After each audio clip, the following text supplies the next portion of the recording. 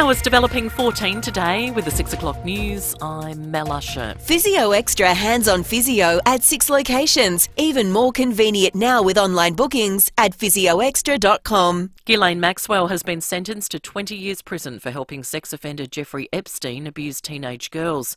The British socialite was convicted in December for recruiting and grooming 4 girls to have sexual encounters with her then boyfriend between 1994 and 2004. Prosecutors called Maxwell's conduct shockingly predatory and had hoped for a 30-year sentence. One of her lawyers, Bobby Sternheim, says Maxwell will appeal. I thought her statement was moving and on point. Anybody who is appealing their sentence has the right to maintain the record and the issues on appeal. Lead dust falling from the ceiling has prompted a public health alert at East Marden Primary School. The problem is in the main building. Classes for students in years 5 and 6 have been moved to the gym for the rest of the term. SA Health and Safe Work SA are investigating. 3 people have been taken into custody after 50 migrants perished in the back of a truck in Texas.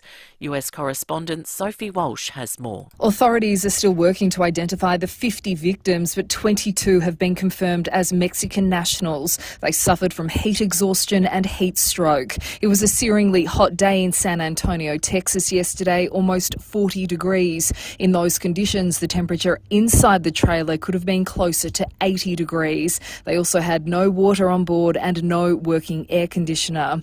But there were survivors. 16 people were taken to hospital, including 4 children, although 4 migrants have since passed away. It is the deadliest human smuggling case in recent US history. Russia's invasion of Ukraine and China's foreign policy are viewed as Australia's top 2 threats. 92% of people surveyed by the Leith Institute are very or somewhat concerned about the conflict. Far fewer Australians are also worried about COVID-19 compared to 2021. The Leith Institute's Natasha Kassam says overseas conflict is of greatest concern. The 2022 Leith Institute poll finds that Australians are feeling very unsafe and anxious about both Russia and China as China continues its military expansion, as the war in Ukraine continues. Experts are examining whether deep sleep can help prevent Alzheimer's. Monash University researchers are using acoustic stimulants to lull trial participants into a state known as slow-wave sleep. Associate Professor Claire Anderson says they're hoping that will help clear dementia-causing toxins from the body. We know that slow-wave sleep is involved in the clearance of toxins in the brain. So as we use our brains during the day and we build up toxins and we clear them, that's a healthy brain. When those toxins build up, we know that that is part of the progression towards Alzheimer's disease. Another Sesame Street character has received the COVID vaccine. This time it's Elmo, who is 3.5, which means he recently became eligible for the shot.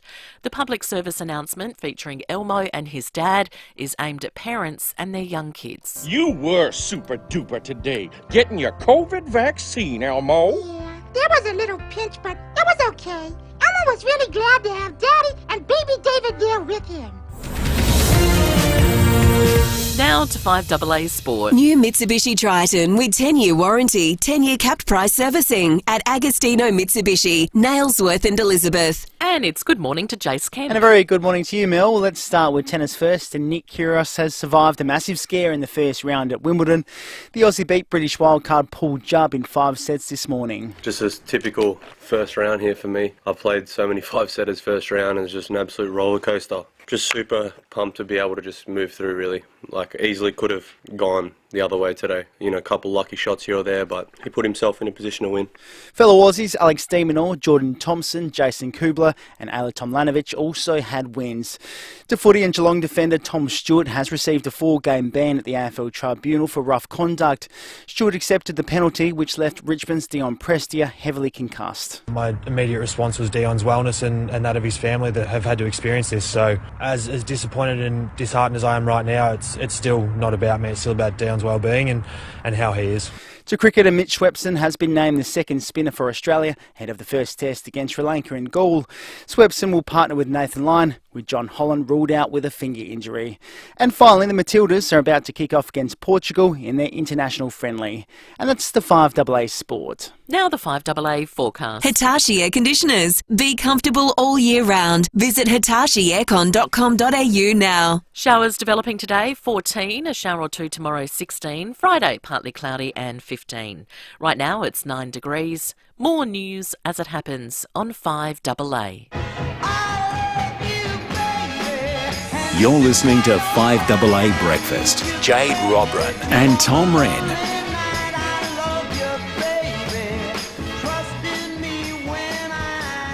Good morning. It is 6 minutes past 6 o'clock on this beautiful Wednesday morning. Joining me is Tom Wren in the studio. We're filling in for Will and Dave, who are on holidays, and great to be here with you. How are you today? It is fantastic to be with you as well, Jade. Midweek, so we're getting into it, and the good news is it's progressively getting warmer in the mornings to start each day, so that's a good thing. You got the guns out again. Yeah, well, I keep deluding myself and thinking I'm going to go off to the gym. I did go yesterday, so that was a good thing. So try and do the same today, but I'm a little bit warmer, Jade. So you know what? Dressing this light in this weather at least wakes you up and makes you feel alive.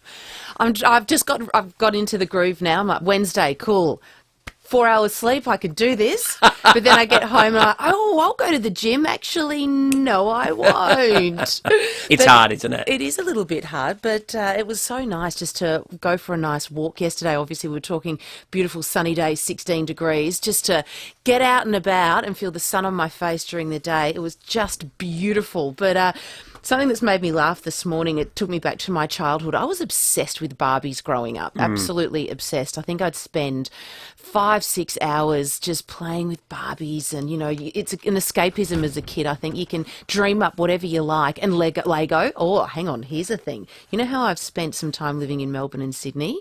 Is it Lego or Lego? I'm Lego. I'm a Lego man. Yeah. Some people say Lego. I'm Lego, which I know is so wrong. Yeah, it's totally wrong, isn't it? But I'm dance and chants and everything else. Love a Fritz and sauce sandwich. Super South Australian, but when it comes to Lego. Anyway, I digress. No, that's right. And then are we hills, or in Melbourne or Sydney it's hills? You know, the high L. And pool. And pool and school. You know, sometimes when I'd have to do my voiceover, you know, doing a news report, they'd say, "Oh, you sound quite New Zealandish. You sound like you've got an accent from somebody living in New Zealand. Could you go back and do a real Melbourne pool grouse?" I was like, "Oh no. We speak the Queen's English where I'm from. No, sorry." That's what people tend to think of, those that, you know, talk in South Australia. But the reason you bring up Barbie is page 3 of the paper today, Jade. Margot Robbie. She looks incredible with Ryan Gosling, and they're on the set of the Barbie movie. So, you know, two pretty leading lights, if you like, in Hollywood. Ryan Gosling and Margot Robbie getting ready on the movie set there, and they're all in the Barbie attire, aren't they? Well, you've got roller to skates be and all. pretty damn gorgeous if you're going to play Barbie and Ken, and they do look pretty damn gorgeous. But the get-up, it's turned back to, what would you call this, the early 80s. Mm-hmm. I love it. You're a child of the 80s. Did you get out in your, enforcer pants and parachute tracksuits? Yes, all of that, the happy pants and parachute pants, but I loved the roller skates. I used to be big for them, but I was never much of a Barbie fan. I never really got into that. My sisters did. Really? That doesn't... I wasn't into Barbie. No Barbie. You're more of a truck and... Yeah, I was bash obsessed. And crash and footy and sport kind of guy. all that wow, kind that of really surprises me. No Barbie. But you liked Barbie? I was obsessed with Barbie. That's fair enough. But then I'd always cut their hair. I don't know why. Maybe that's a sign of the future. Who knows what that meant? It didn't grow back, did it? No, strangely enough. Goodness knows why.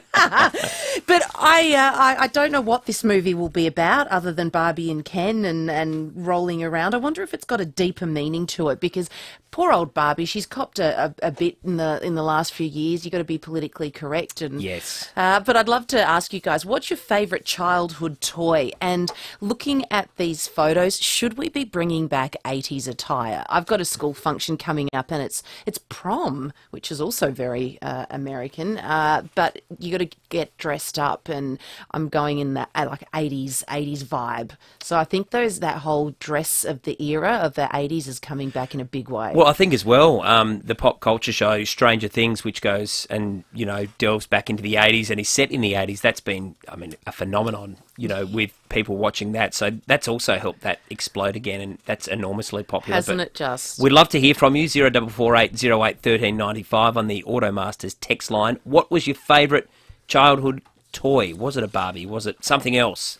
So my cousins, Matt and Jono, they were obsessed with Star Wars. So they had the actual original Ridgy-Didge figurines. And stupidly, my auntie Tammy gave them to my brother, who left them out in the sandpit as a kid. And, not his fault, he's 5.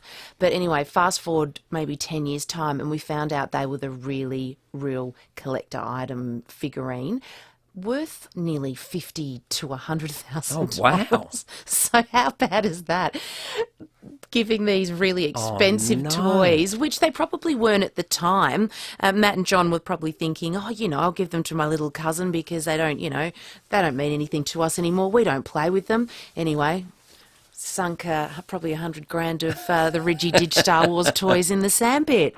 Whoopsie daisy. Now, Jade, we have got a big show coming up today. We're going to be talking locally to the Adelaide Central Market. We're going to talk to Jodie Canane, who's the general manager there. So looking forward to doing that a little bit later on. And we're also going to talk all crossover to the US. The Ghislaine Maxwell sentence has come out. So that's been a significant story. So we'll catch up with Channel 7's US correspondent Tim Lester a little bit later in the program too. Absolutely, and she has been sentenced to 20 years behind bars, but will be appealing that. So that story, it's not a closed book, and will continue. So we will be really interesting. Another interesting chat I'm looking forward to, Todd Perry, who was a well-known tennis player here in South Australia, went to the world stage and did really well for himself, took on the likes of Novak Djokovic as well as Nadal, but he's just written a book. He's going to talk to us about that, about the pressures of kids in sport and burnout, and I guess also parents as well, what role parents and coaches have in that burnout.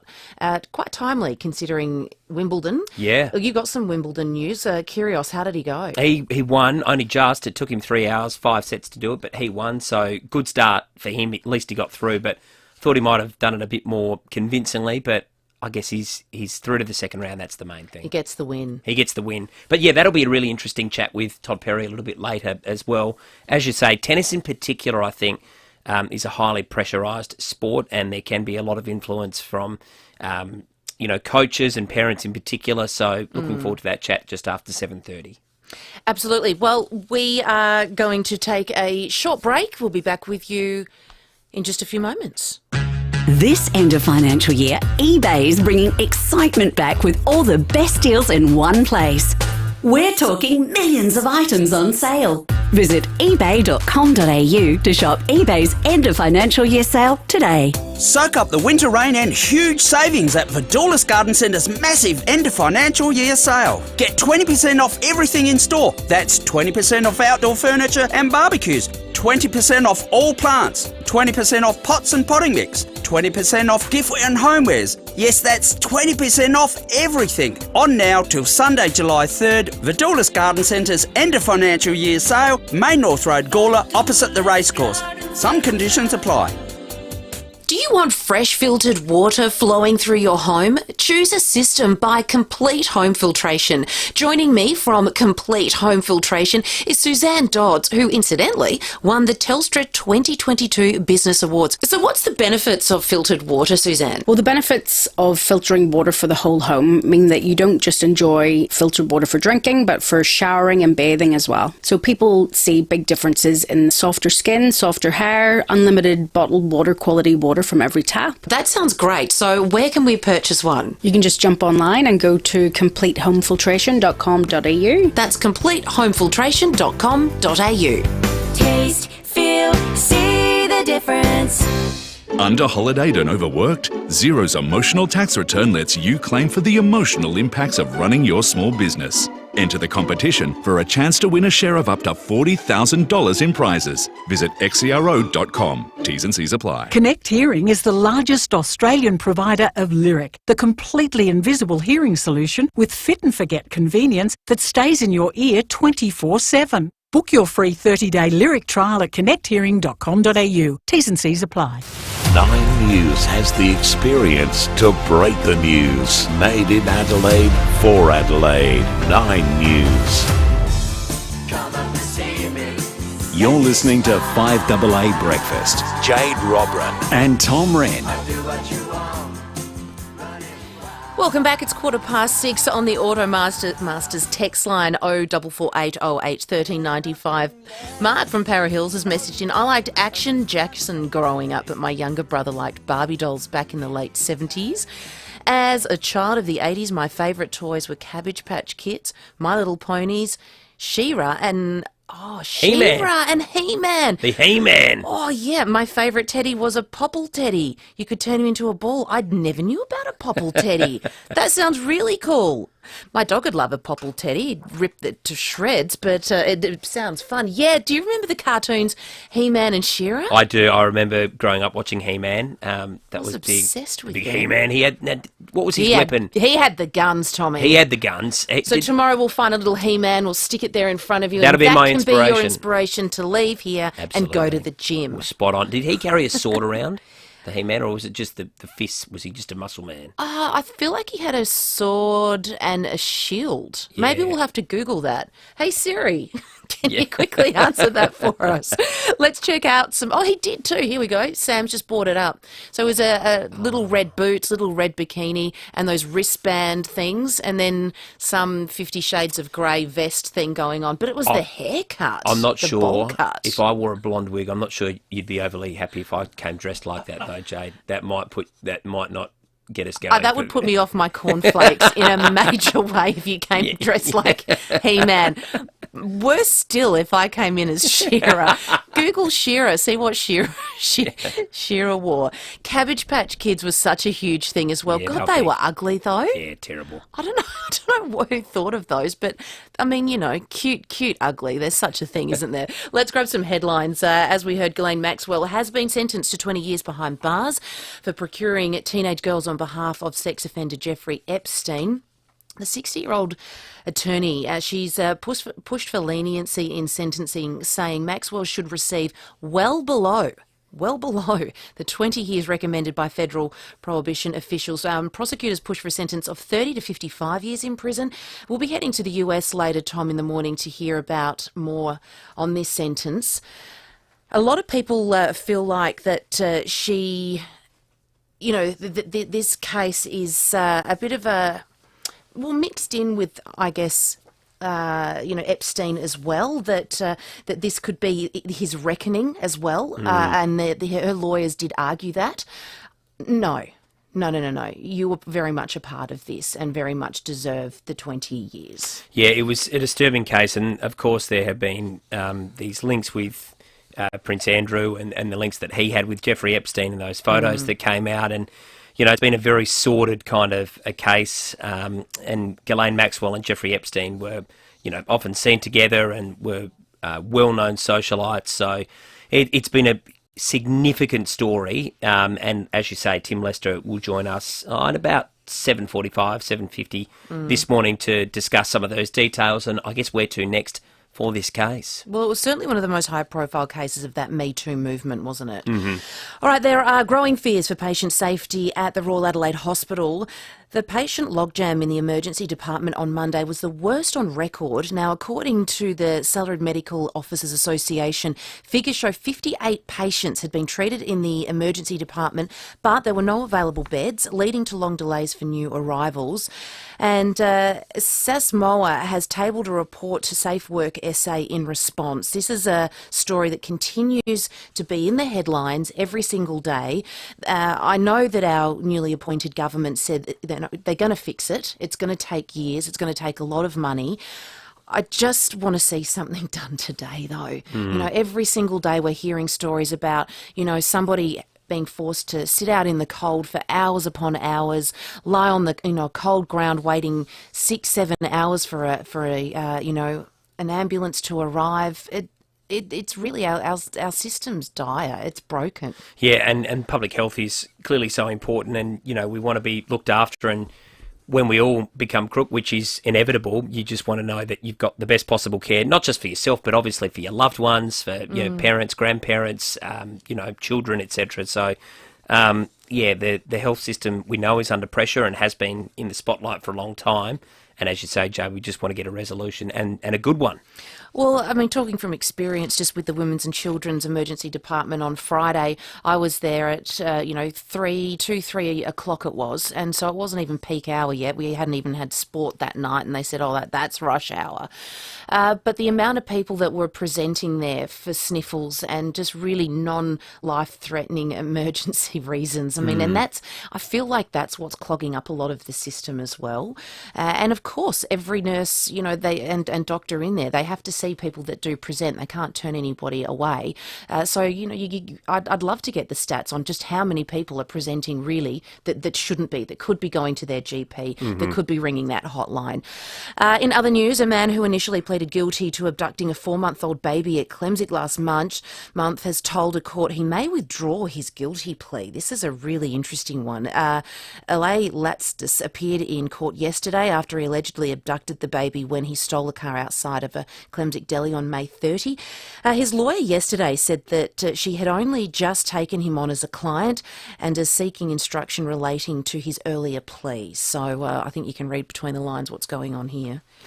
That's, that was incredible, that CCTV footage of... So scary. The woman running out and, basically slapping the car and trying to stop this guy that had seen that the car was running.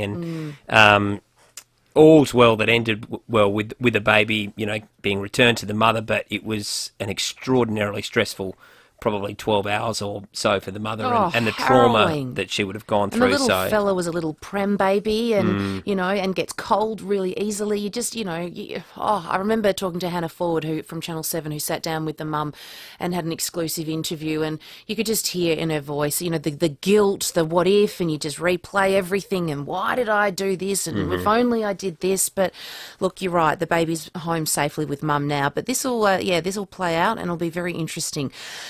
A new survey shows far fewer Aussies are concerned about the threat of COVID-19. The 2022 Lowy Institute poll shows 42% of people see the virus as a critical threat to the country. That's 34 points lower than in 2020. Now, the Lowy Institute's Natasha Chasm says that people are more worried about international conflict. It's remarkable to see how much the COVID-19 pandemic has receded as a threat for so many Australians. Australians are much more concerned now about China, about Russia, about climate change than they are about COVID. And the Prime Minister has met with his Spanish counterpart ahead of NATO security talks.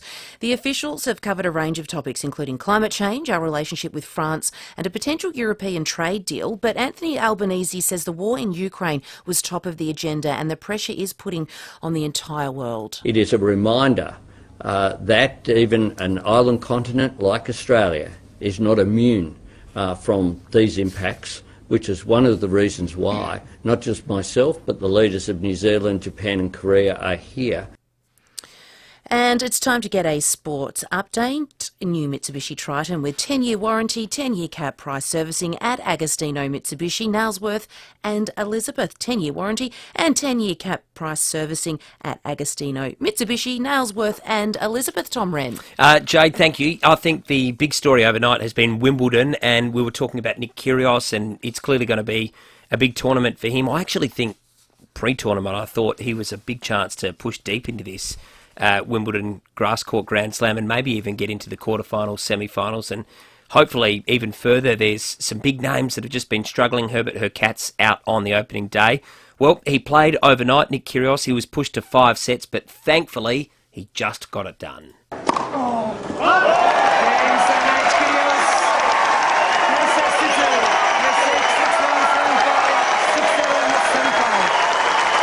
a standing ovation for a really fabulous contest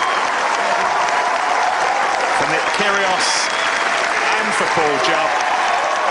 And the Kyrgios show earns itself another date. So audio there, thanks to Channel 9. He beat local Paul Jubb, so they were clearly going for the local player. Kyrgios, again, colourful on and off the court. He won the match, which was great, 3 hours and 5 minutes. I think went a lot longer than he would have anticipated, but he was seen spitting and admitted to spitting in the direction of a fan who was being abusive. He was at times having minor clashes with the lines judge and also the chair umpire. So never a dull moment with Nick Kyrgios. Just when you really want to like him, just when you want to give him another chance, he goes and does something stupid like that yet again. Yeah, it's he's one of those characters, isn't he? He's a character, all right. He can be hard to like He's a at times. polarising character. He's very polarising. Other results, though, overnight, Jade. Alex de Minaur, great result for him. He won in straight sets, which was outstanding. He beat Hugo Dellien in straight sets. Comfortable win. 6-1, 6-3, 7-5. Alexei Popyrin, unfortunately, he was 2-1 up against Hugo Gaston, but went down in 5, so disappointment there. Mm-hmm. And then on the women's side, we were talking about Zoe Hives yesterday, the girl from Ballarat. She played Maria Sakkari. She lost in straight sets. Oh, no! So that was disappointing, but, I mean, not that unexpected. Sakkari, number 5 seed, very good player. Daria Gavrilova, she also went down in 3 sets, which was really disappointing. But Isla Tomljanovic, this was outstanding. She beat Jill Teichmann, who's the 18th seed from Switzerland. I think she's a very good player. Tomljanovic, I'm surprised she hasn't gotten higher up in the rankings, so hopefully this is the start of a good tournament for her. That'll open that draw up for her now that she's beaten a seed so early. She won in straight sets, which was a great result. Jamie Forrest also lost. So on the women's side, not so great, but a really good win there for Isla Tomljanovic. And for the Aussie men, things looking pretty good so far. So not so bad, going along okay at the moment. When do we see the big guns coming out? Nadal won overnight as well, so that was good. He had a win, and Novak Djokovic obviously plays against our boy Thanasi Kokkinakis. That will be tonight, so that is going to be a huge match. I can't wait for that. I mean, look, if they play, he can dig deep. Thanasi can he's definitely. Got game. Yeah, he certainly does. And the thing is, he's got weapons that will actually worry, I think, Djokovic a little bit. He's got a huge serve. He's got a massive forehand. Jade, he would have to be playing his absolute very best, and Novak would have to be a bit off. But can be done. But it can be done. He's an opponent that I'm sure Djokovic would be seeing and thinking, he could cause me some problems. I'm going to have to be aware. He's a smoky. Hopefully he goes into the match actually not even thinking that, thinking I'll just breeze through, and then, Thanasi can get under his skin. But Thanasi's been around long enough. I think Djokovic would be aware of what he's got. Yeah. But now that his body's right, he's feeling fit, hopefully he can give him a crack on grass. I'm sad about Zoe Hives. She was my new Ash Barty. I was really looking forward to following her. Anyway, we're going to take a short break. We'll be back soon. Can I have a flat white to take away, thanks? Sure, that'll be $10.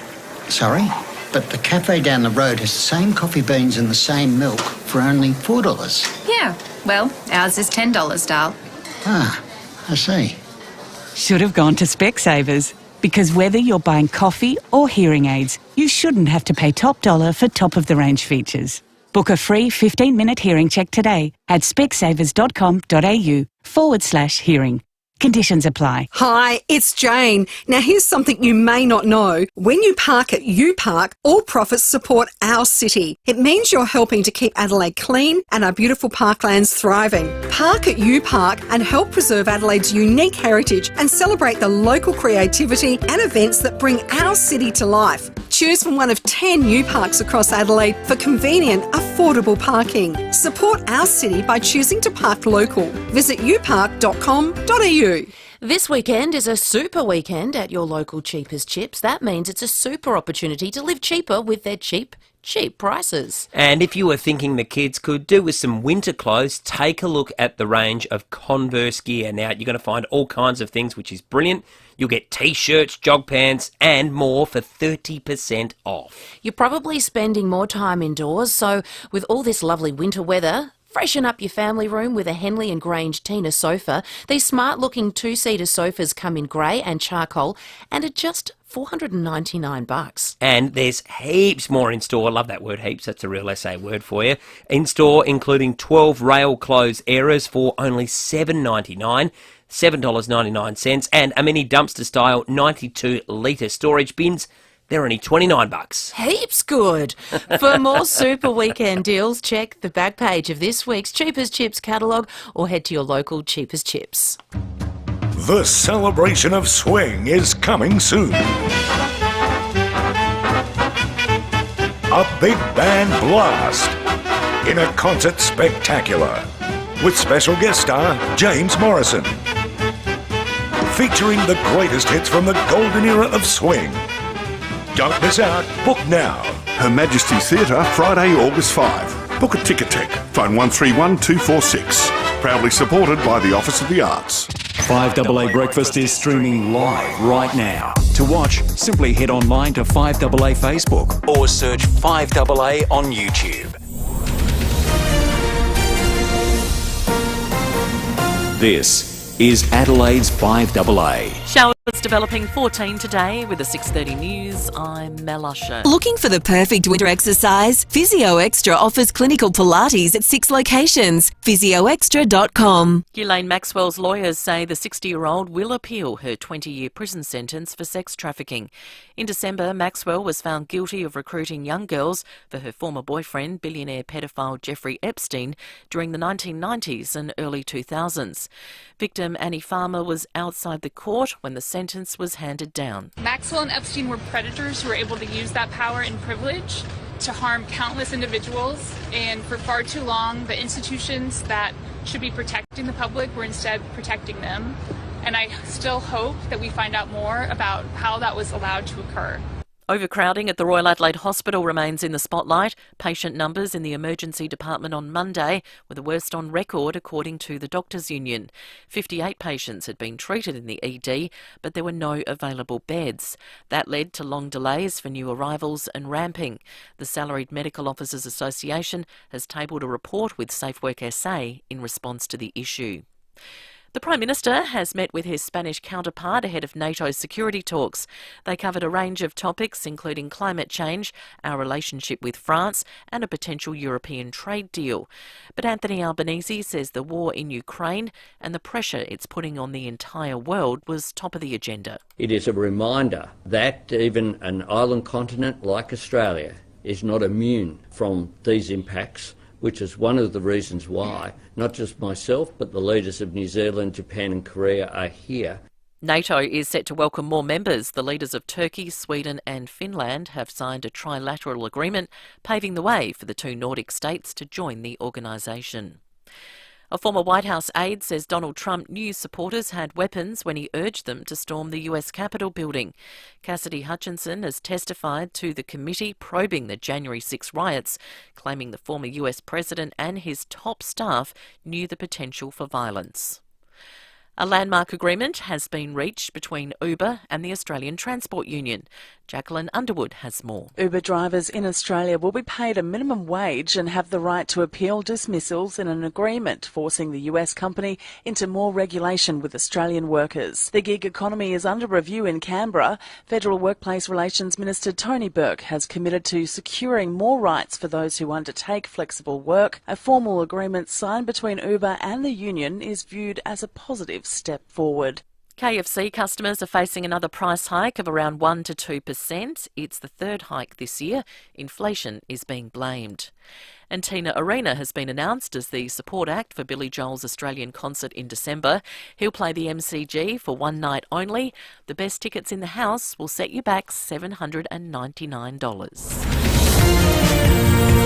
Now turning to 5AA Sport. 10-year warranty and 10-year capped price servicing at Agostino Mitsubishi, Nailsworth and Elizabeth. Here's Jace Kemp. Thank you, Mel. Nick Kyrgios has advanced to the second round of Wimbledon in controversial fashion.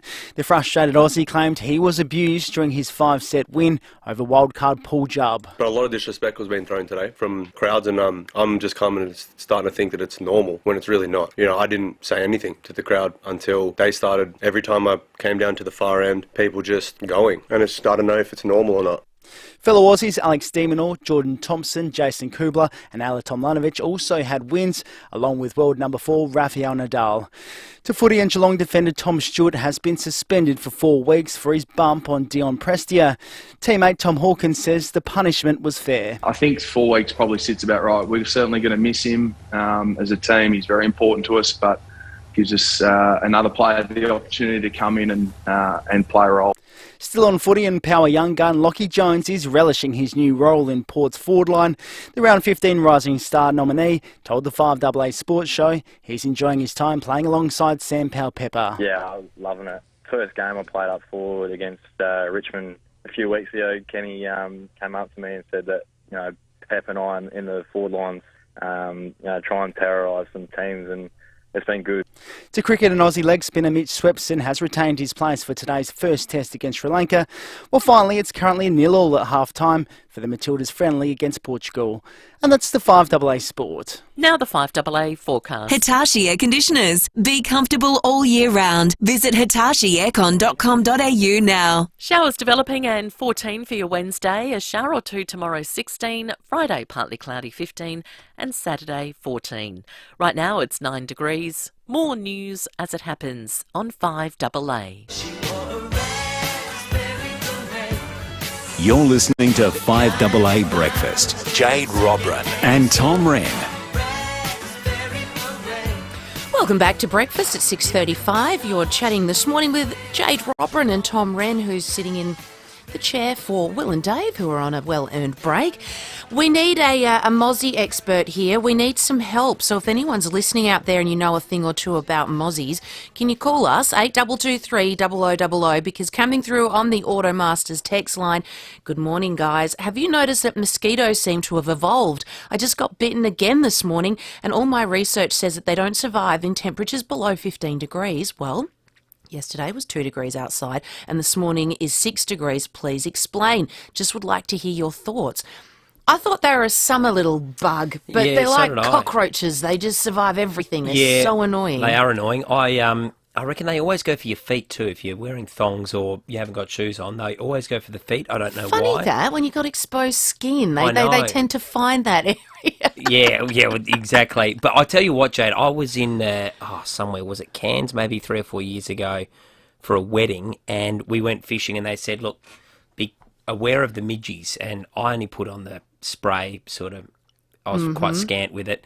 Anyway, didn't think anything of it. A few hours later, Covered, and it was, they said, if you get bitten by them, don't scratch. I scratched like crazy. It was the most agonising, probably 3 or 4 hours of my life. Like a dog with a flea. Yeah, I just could You need not. the hardcore bush tucker stuff. Yeah. That keeps them off. Okay. And we've got an assignment today for, we've got Malcolm here. My son lives in Venice, Los Angeles, and says that Margot Robbie and Ryan Gosling are at Venice Beach today filming. We were just talking about the Barbie, the Barbie movie. So, Malcolm, can you please ring your son and say, hey, can you head down to Venice Beach and see if you can get an exclusive for Jade and Tom on 5AA? And just say, we say hi, Margot Robbie, little exclusive interview. if you want to have a chat. Yeah, we've also put a call out for favourite childhood toys. Yes. 448 1395. I'll get the number out. And we've got here a couple of fun ones that have come through. As a mother of kids from the 80s, I spent a lot of money and more fads. Transformers, Voltron. Yeah, Voltron. I remember, the Transformers were big. My kids still love the Transformers. Yeah, they came back. Yeah, they're obsessed with them. Well, the movies have been huge. They have. Strawberry shortcake. Yes, I had strawberry shortcake. And she used to smell like strawberries. So it was a bonus. And then Teddy Ruxpin. Yes, I had one of those too. This is like a beautiful walk down memory lane as a kid. Hey, Tom, a bit of a disturbing story on the front page of the Tiser today. Yeah, there is, Jade. Just on a bit more of a serious note, and this is concerning a school and students in year 5 and 6. Front page of the Advertiser this morning, as you say, at an eastern suburb school. They've been rushed out of classrooms where lead dust fell from the roof, sparking a public health alert. Now, SA Health and Safe Work SA are investigating lead dust at the East Marden School. Routine blood testing has not been recommended, but parents have been directed to their GP if they have any concerns. And, you know, we're both parents, Jade. I don't think there would be anything more frightening than to have your child sent home as a result of, you know, the potential of lead dust falling, you know, from the roof. So if there are any parents from the East Marden School that have any of these children in grade 5 or 6 or grandparents or any relations, or you know anyone that was at that school, we'd love to hear from you. 8223 0088 is the number. But that is a really big concern, Jade, that lead dust has reportedly fallen from the ceiling in the main building at the East Marden Primary School. Well, on the more, you know, severe side of things, you know, exposure to high levels of lead, it can cause anemia, weakness, kidney and brain damage, and very high lead exposure. It can even cause death. Now, you know, not saying that that's what's happened here, but, you know, just knowing that is extremely serious. So, you know, as a parent, you would feel sick. You're sick to the stomach. You'd be taking your kids to the GP and just, you know, just for peace of mind, get a once over, get the blood test and just make sure that they are okay. I know you said it hasn't been recommended. Me personally, I would want to just go and get it ticked off. You'd want to do it, I think, wouldn't you? I would, yeah, for sure. We'd love to hear from you. If you can give us a call this morning or want to share your story about how things have been handled at the school and what the process is from here, we would certainly love to hear from you. Even send us a text. 0448 08 1395 is the number if you want to do that. Okay, sad news if you're a KFC lover today, because you know how they removed a bit of the lettuce and they replaced it with a bit of a cabbage and lettuce mix? Yeah. I don't know how that goes together, but anyway, that's what they did because of the lettuce shortage. Sure. Well... Shut up and take my money. I don't care! Yeah, shut up and take my money, all right. Price hike happening at KFC because of all the food shortages. Is that right? Yeah, so, well, do you care because you love it? I think people do now. And more good news coming out of KFC today as well. You now have to wait up to 7 weeks for the lettuce to return. I think it's cheaper to go and eat one of those fancy restaurants in Peel Street than it is to get a burger and chips at KFC. So everywhere you go at the moment, price hikes. Well, the idea of fast food generally is that it's a bit cheaper. It is actually quite expensive, though, fast food. So that might turn a few people off, definitely. And look, not overly great for your waistline either, KFC. It is good if you've had a big night or you're nursing a bit of a hangover the following day, KFC. It is finger-licking good the next day.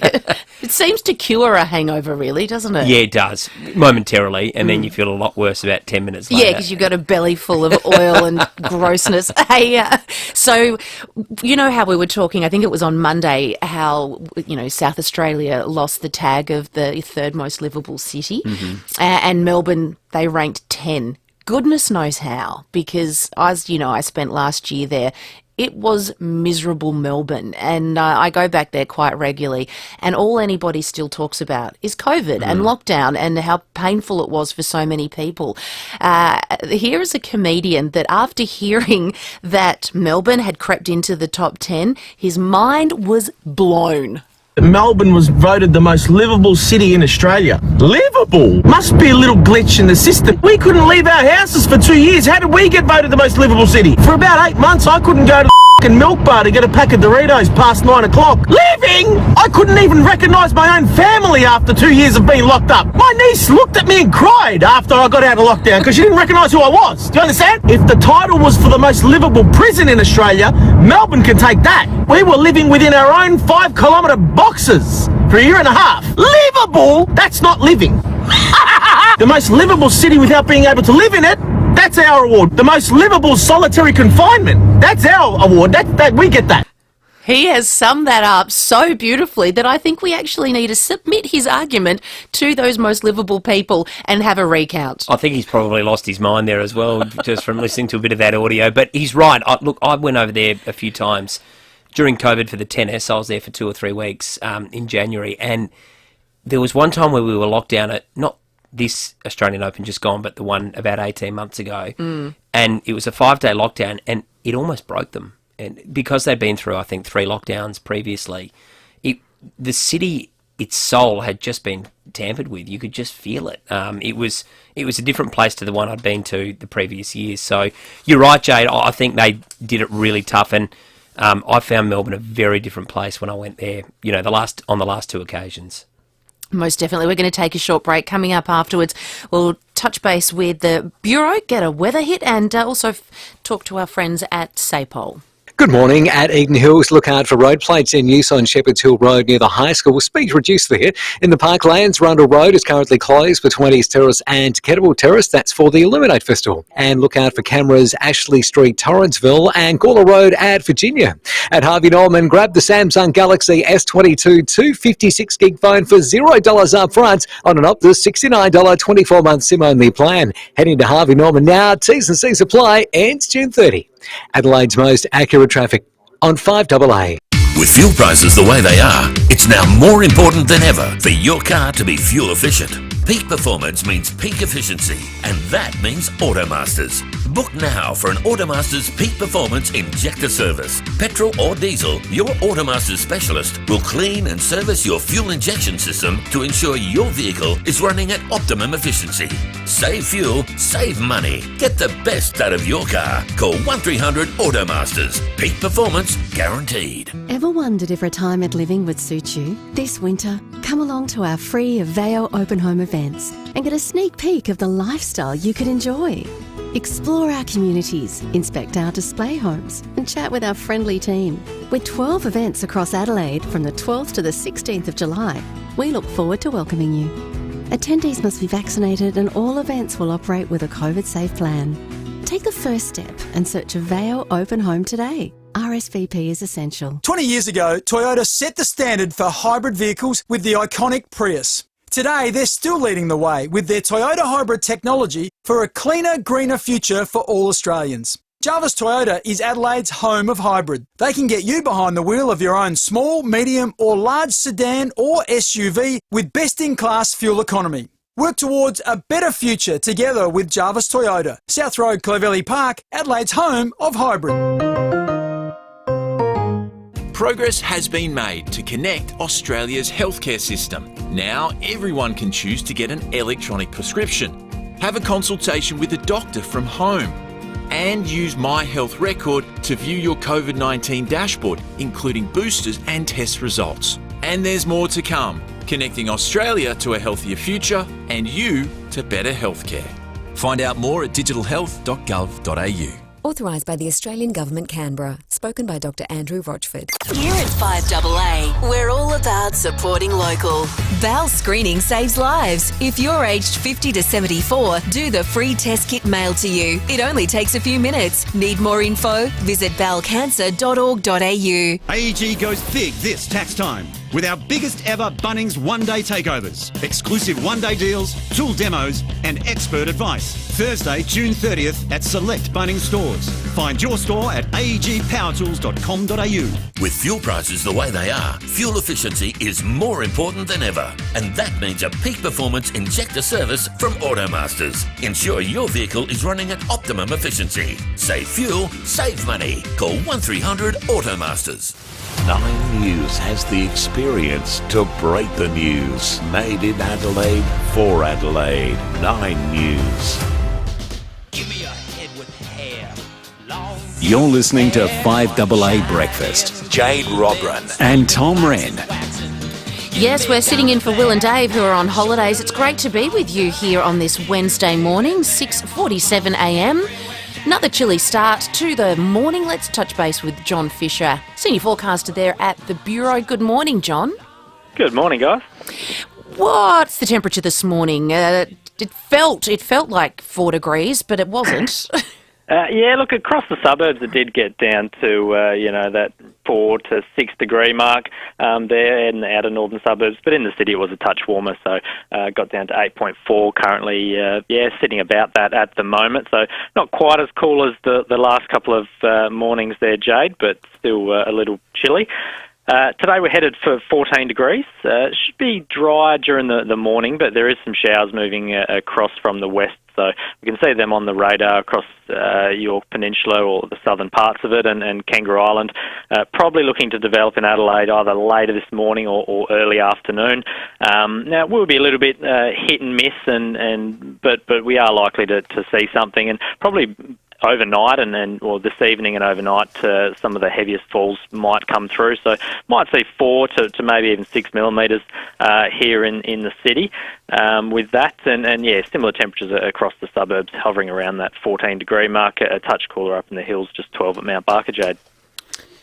Plenty of rain to come through. I think we've already passed the average rainfall for June pretty comfortably, so we're looking like we're going to get a really wet winter long term as well, John, I suppose?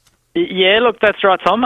So the longer-term outlook is for something called a negative Indian Ocean dipole to develop, and that does tend to bring above-average winter and spring rainfall for South Australia. So, yeah, and as you mentioned, much of the south of the state is already above average. We're kind of close to 100 millimetres here in Adelaide. So, but after these showers move through today, we're probably looking like a dry period for the rest of this week at least. John, thank you so much. That is John Fisher, their senior forecaster at the Bureau. Let's head into the police media room now. Senior Constable Kimberly Broad joins us. Good morning. Morning, Jade. Morning, Tom. Well, a couple of arrests made after a pursuit through the northern suburbs. What happened? Yeah, that was just before midnight. We had a patrol spot a stolen red Holden sedan. It was speeding in the opposite direction to them on Main North Road at Elizabeth. As soon as they've done a U-turn in an attempt to stop it, the Holden sped off. Now, checks show that that vehicle was stolen from a Karunyu home earlier through the day. Now, police pursued the stolen Holden as it travelled through the northern suburbs, but it was lost sight of as it headed towards Port Wakefield Road. Gawler police spotted it about 20 minutes later, and Polair took over the call for that one. It travelled east on Anglevale Road into the Gawler area, where it was successfully spiked near Redbanks Road at Williston. It didn't stop the vehicle continuing to drive, however, and eventually all 4 tyres came off its rims. It travelled through to the Two Wells Bridge before it went through paddocks near Hillier Road. Now, it did eventually stop near Dyson Road, where all 4 occupants ran from the car, and patrols were able to arrest all of those occupants. So we've got an alleged driver, 17-year-old from Lower Light. He's been charged with illegal use of a motor vehicle, dangerous driving, as well as 2 other 16-year-old boys and a 17-year-old boy from Evanston. Goodness me, that's good police work, but very disappointing there from those young people. In terms of what else happened overnight, Kimberly, a woman has been arrested for speeding in a separate incident. Well, she's been reported and had her car impounded. It was just around 9 o'clock last night. A black Toyota Supra was detected by a static traffic camera car, and it was travelling at 105 kilometres in a 60-kilometre zone. That was on Grand Junction Road. Now, patrols located the car and driver a short time later at a service station nearby. So we've spoken to that lady. She's a 45-year-old woman from Redwood Park, and she's been reported for speed dangerous and her car impounded for 28 days. She also tested positive to methamphetamine, and so may face some further drug driving charges pending some forensic analysis of that sample. Thank you so much, Senior Constable Kimberly Broad there from SAPOL Media. You know, another incident that happened last night that's just really irked me. Just some senseless morons they've jumped onto the North Pines Football Club and Sports Club in Parafield Gardens, and they've just torn it to shreds with people doing burnouts on the turf. I mean, come on, guys! For 5 minutes of your jollies, you've ruined all the hundreds and hundreds of families of kids that are looking forward to sports practice, all this week and their games on the weekend. They can no longer do that. Why would you do that? It just makes absolutely no sense. Yesterday, the council had workers there yesterday filling the grooves left by the cars. Here is Paul Williamson from North Pine Sports Club. He spoke to 9 News yesterday.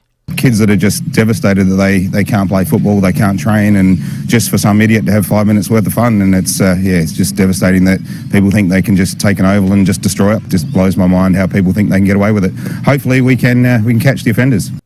That'd be good, wouldn't it? Yeah, that would be great. I mean, it just begs the question, like you say, why would you do it? I just don't get why people...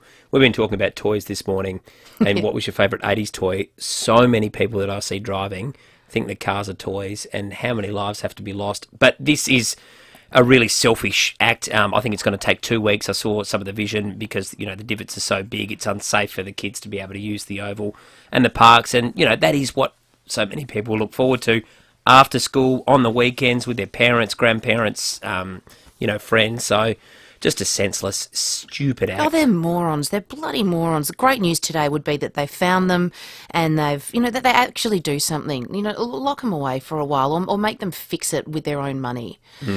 Hey, this is just fantastic. If you know someone who is doing it tough and would benefit from receiving a Leaders Computers Breeze 404 14-inch notebook, well, we would love you to let us know, and maybe together with Leader Computers we can help out.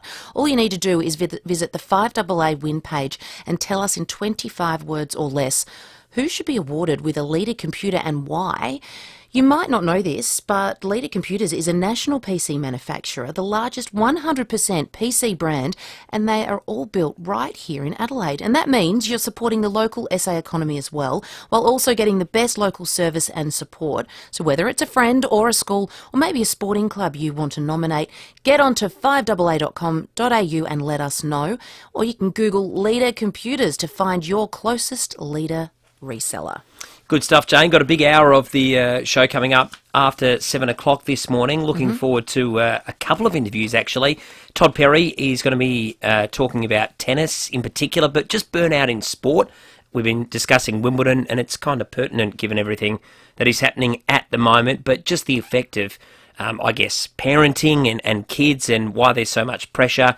And it's a really fascinating insight into that world. He was a professional player himself, so really looking forward to that chat after 7:30 this morning. And we're also going to be crossing to the US. Another story we've been discussing has been Ghislaine Maxwell. Mel Usher has been covering this in the newsroom this morning. A 20-year sentence has been handed out to her. This was with regard to the Jeffrey Epstein, I guess for helping financier Jeffrey Epstein sexually abuse underage girls. So we'll be getting the latest details from him. That will happen just before 8 o'clock this morning as well. We also spoke about KFC. Huge story. They're raising their prices. They're bringing back lettuce in about 7 weeks' time. Tom has come to the rescue. If you have a seniors card, you get a discount at KFC. Didn't know this for 3 years now, but now I tell everybody, problem solved, Tom, you are a superstar. Shut up and take my money. I love it. Well, you can keep some of your money now. You certainly can. And Kelly from Clapham has sent us a message on the Automasters text line. My favourite toy in the 80s was my Baby Alive doll. I loved her so much. Kelly, what was her name? I had a Baby Alive doll as well, and they were disgusting. You got, you actually fed them, and they pooed and weed, and you actually had to change their nappy and do everything. So do you know, it freaks me out that at such a young age you see, little 3-4-year-olds pushing their prams around with their babies and caring for them. It's just so inbuilt at such a young age that us, females just care for babies or want to. Not everybody, of course. I mean, I played with trucks and crashed and bashed sometimes with my brothers, and my male neighbours loved that. But yeah, loved my Cabbage Patch dolls and strawberry shortcake and all of that. I loving this walk down memory lane for our toys when we were little little tackers. Okay, so I'm obsessed with Coldplay. Would be hands down my favourite band. Do you love them? I like them, but I'm not as big into them. I'm more like Billy Joel, Elton John, that kind of stuff. Okay. I don't mind Coldplay though. Sarah, my wife, huge fan, loves them, adores them. So I'm really jealous of this group of people who were just having a beer at the pub, really enjoying themselves, when Chris Martin, they looked over and there he was with his girlfriend enjoying a beer. They got chatting and then all of a sudden Chris has spotted a piano in the corner of the room, and you know what happens when you see an international rock star that can do everything, spots a piano, casually gets up, strolls on over, sits behind the piano and starts belting this one out. What's your name again? Hannah. And? Jeremy. You're getting married in a minute? 28th of August. Oh, yeah, I mean, but he is doing the food. Figurative minute. And that's Alfie's piano. Cause you're a sky, oh you're a sky full of stars. I'm gonna give you my heart. You never know when you're going to see a star, a celebrity. Can you guys let us know? Have you ever seen a celebrity just popped in somewhere and you know, seen somebody famous? When have you accidentally run into a celebrity? 8223 0000, or just flick us a text on the Automasters text line 0448 08 1395. We'll be back after this short break. Soak up the winter rain and huge savings at Vidoulis Garden Centre's massive end of financial year sale. Get 20% off everything in store. That's 20% off outdoor furniture and barbecues, 20% off all plants, 20% off pots and potting mix, 20% off giftware and homewares. Yes, that's 20% off everything. On now till Sunday, July 3rd, Vidoulis Garden Centre's end of financial year sale, Main North Road, Gawler, opposite the racecourse. Some conditions apply. Attention dilly-dalliers. If you thought you'd run out of time to score a great end of financial year deal on a new Volkswagen, listen to this. Mawson Lakes Volkswagen is about to receive truckloads of new Volkswagens, and they're available at amazing end of financial year prices. And remember Mawson Lakes Volkswagen for servicing too, with next day servicing and free loan cars. Don't dilly-dally, dawdle or delay. Get a great deal on Volkswagen now. Mawson Lakes Volkswagen, just a short drive from the city. Online, on DAB Digital Radio and on 1395 AM. Talking Adelaide. This is Adelaide's 5AA. Showers developing 14 today. With the 7 o'clock news, I'm Mel Usher. Physio Extra hands-on physio at 6 locations. Even more convenient now with online bookings at physioextra.com. A driver has been clocked more than 40 k's over the speed limit. Senior Constable Kimberly Broad says it happened on Grand Junction Road at Hope Valley around 9 last night. A Toyota Supra was detected by a static traffic camera car. It was travelling at 105 kilometres in a 60 kilometre zone. The 45-year-old woman behind the wheel allegedly tested positive to meth and may face drug driving charges. She was also reported for speeding and her car impounded for 28 days. The woman will be summoned to front court at a later date. A public health alert has been issued at a local school. Lead dust has reportedly fallen from the ceiling in the main building at East Marden Primary School. A temporary classroom has been set up for 90 students in years 5 and 6 in the gym as SA Health and Safe Work SA assess the situation. Routine blood testing has not been recommended, but parents have been directed to their GP if they have concerns. Former British socialite Ghislaine Maxwell has been sentenced to 20 years behind bars for procuring teenage girls on behalf of Jeffrey Epstein.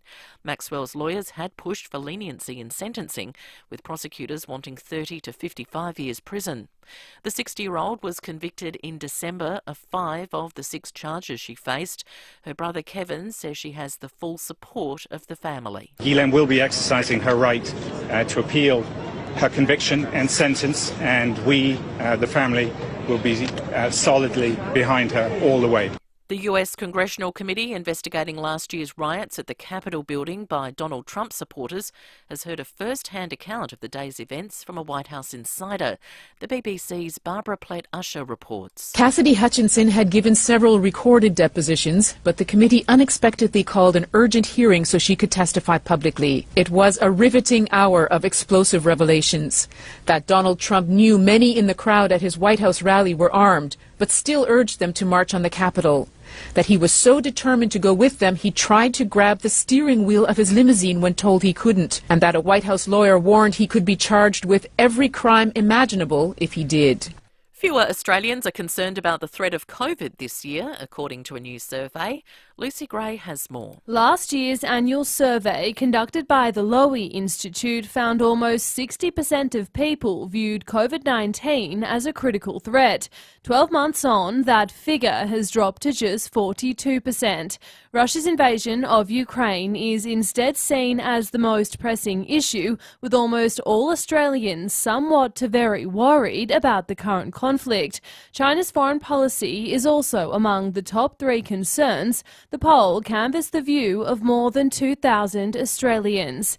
Woody Allen is talking retirement. The 86-year-old film director and actor says the thrill of movie making is gone and his next film may be his last. Allen, who was accused of child molestation by his adopted daughter, claims which he denies, gave a rare interview overnight with longtime friend Alec Baldwin. Now turning to 5AA Sport. New Mitsubishi Triton with 10-year warranty, 10-year capped price servicing at Agostino Mitsubishi, Nailsworth and Elizabeth. And it's over to Jace Kemp. Thank you, Mel. To tennis first, and Nick Kyrgios is calling out fan behaviour after surviving a 5-set scare in the opening round at Wimbledon. The Aussie was subjected to heckling from the crowd while taking on local wildcard Paul Jubb. Kyrgios says the abuse of athletes has become normalised. And there's no real consequences. Like on social media, you can just bash someone on social media, there's no real consequence. And then now, whether it's racial abuse or just disrespect, it's just acceptable. But why is it acceptable? To footy, and both Adelaide teams will hit the track this morning as they prepare for their respective matches. The Crows face Melbourne at Adelaide Oval, while Port heads west to play Fremantle. Power rising star Lockie Jones has told the 5AA Sports Show he hopes to continue his new role in Port's forward line. Yeah, not going to lie, I'm enjoying it a lot. And I don't know if I want to go back after this.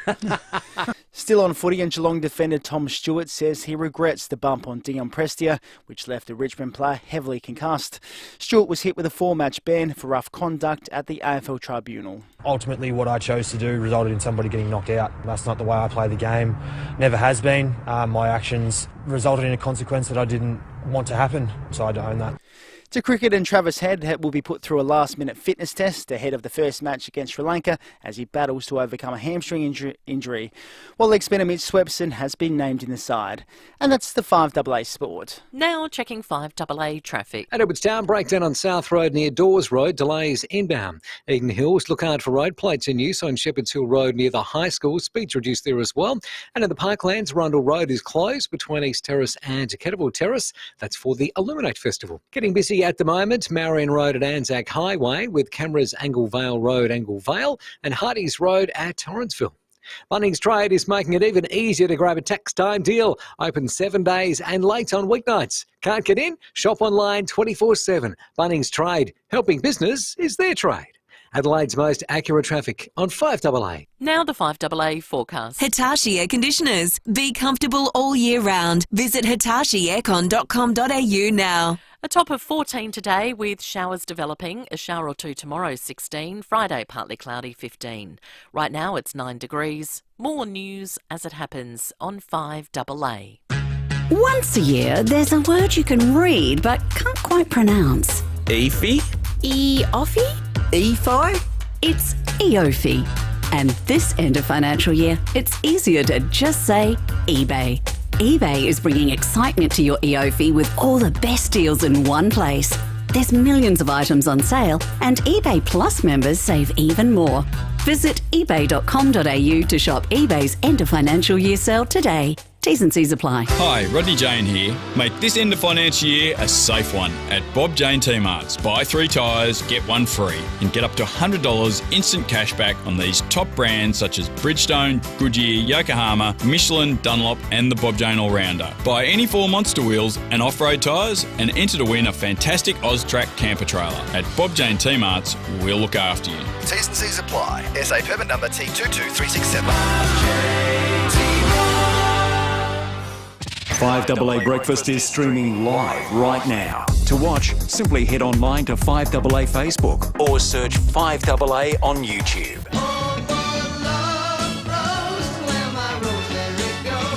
You're listening to 5AA Breakfast. Jade Robran and Tom Wren. Good morning. It is 7 minutes past 7 o'clock and Jade and Tom are sitting in the brekkie chair while Will and Dave are on holidays, and it's fantastic to have your company. Loving all your text messages coming through.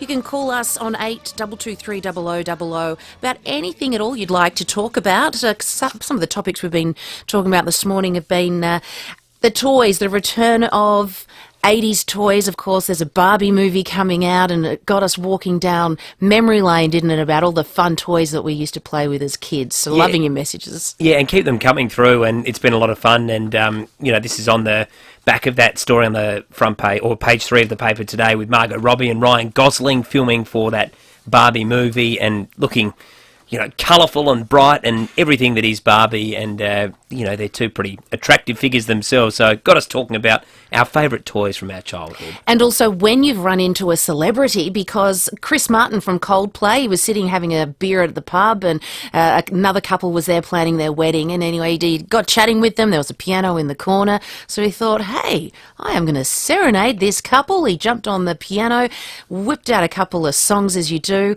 and we've got us thinking, when have you ran into a celebrity? We've got a couple of messages coming through on that one as well. But let's get some headlines. Come in and see the good guys. Playing cash and wheels. Well, the good guys, they've put a halt on using facial recognition technology. They faced customer backlash. The technology was being trialled in 2 Melbourne stores earlier this month, and the trial was supposed to run up to 5 months to determine if cameras saved more in theft and damage than the cost. But a spokesperson for the good guys said yesterday that the trial would be paid while the Officer of Australia Information Commissioner looked into a complaint by the consumer group Choice about the technology. It now puts pressure on retailers such as Bunnings and Kmart, who are also trialling the technology. Oh, look, I'm not fussed about this. I think, cameras are everywhere we go, in the CBD, at the airports, everywhere you go. Unless you're doing something wrong, I mean, they're not really, they're not doing anything. Well, that's it. I guess if you've got nothing to hide, then you're not going to be so fearful. But then, there's other people that say, is it too much? Is it going over the top? I'm a bit like you. I'm not that fussed about it, to be honest. So it's neither here nor there for me, really. I think it'd scare us if we knew exactly where all the cameras were. I mean, we've got cameras sitting in our faces right now. Hello to those watching us on the live stream. I mean, you just get used to it. I mean, the cameras and surveillance is not going anywhere. And if we want to keep Australia safe, there's surveillance happening all around us. And on probably Earth, in space, everywhere. Probably more so than we think. And comes back to that age-old question, though, isn't it? That invasion of privacy, your right to privacy, etc., etc. That's something that's, argued by a lot of people. So, not that much of an issue in this particular instance for me, anyway. The G7 summit is taking place in Germany with world leaders, and Ukraine President Volodymyr Zelensky, he's also joined behind closed-door talks. The BBC spoke with the UK President Boris Johnson after talks yesterday where he discussed the Ukraine invasion. Now, the new head of the British Army, General Sanders, is saying today that we are the generation that must prepare the army to fight again in Europe. Says we're facing our 1937 moment. That's pretty alarming for viewers to hear. Are we preparing for war with Russia? I don't think it will come to that, and clearly we're working very hard to make sure that we confine this to Ukraine. I think Putin and the Kremlin are going to try to widen the the conflict and to try to say that this is something to do between NATO and Russia. That's not it at all. This is about an invasion of an independent sovereign country. And Australia, Austria, tomato, potato. You know, same but different. Well, the band Kiss thought so anyway. Are you ready? Let's get ready to rumble! Kiss are currently on a world tour and ended their concert in Vienna on Sunday with a massive cultural blunder. They thanked the Austrian fans with a huge image on a massive screen on stage, but it was of the Australian flag. Whoopsie daisy.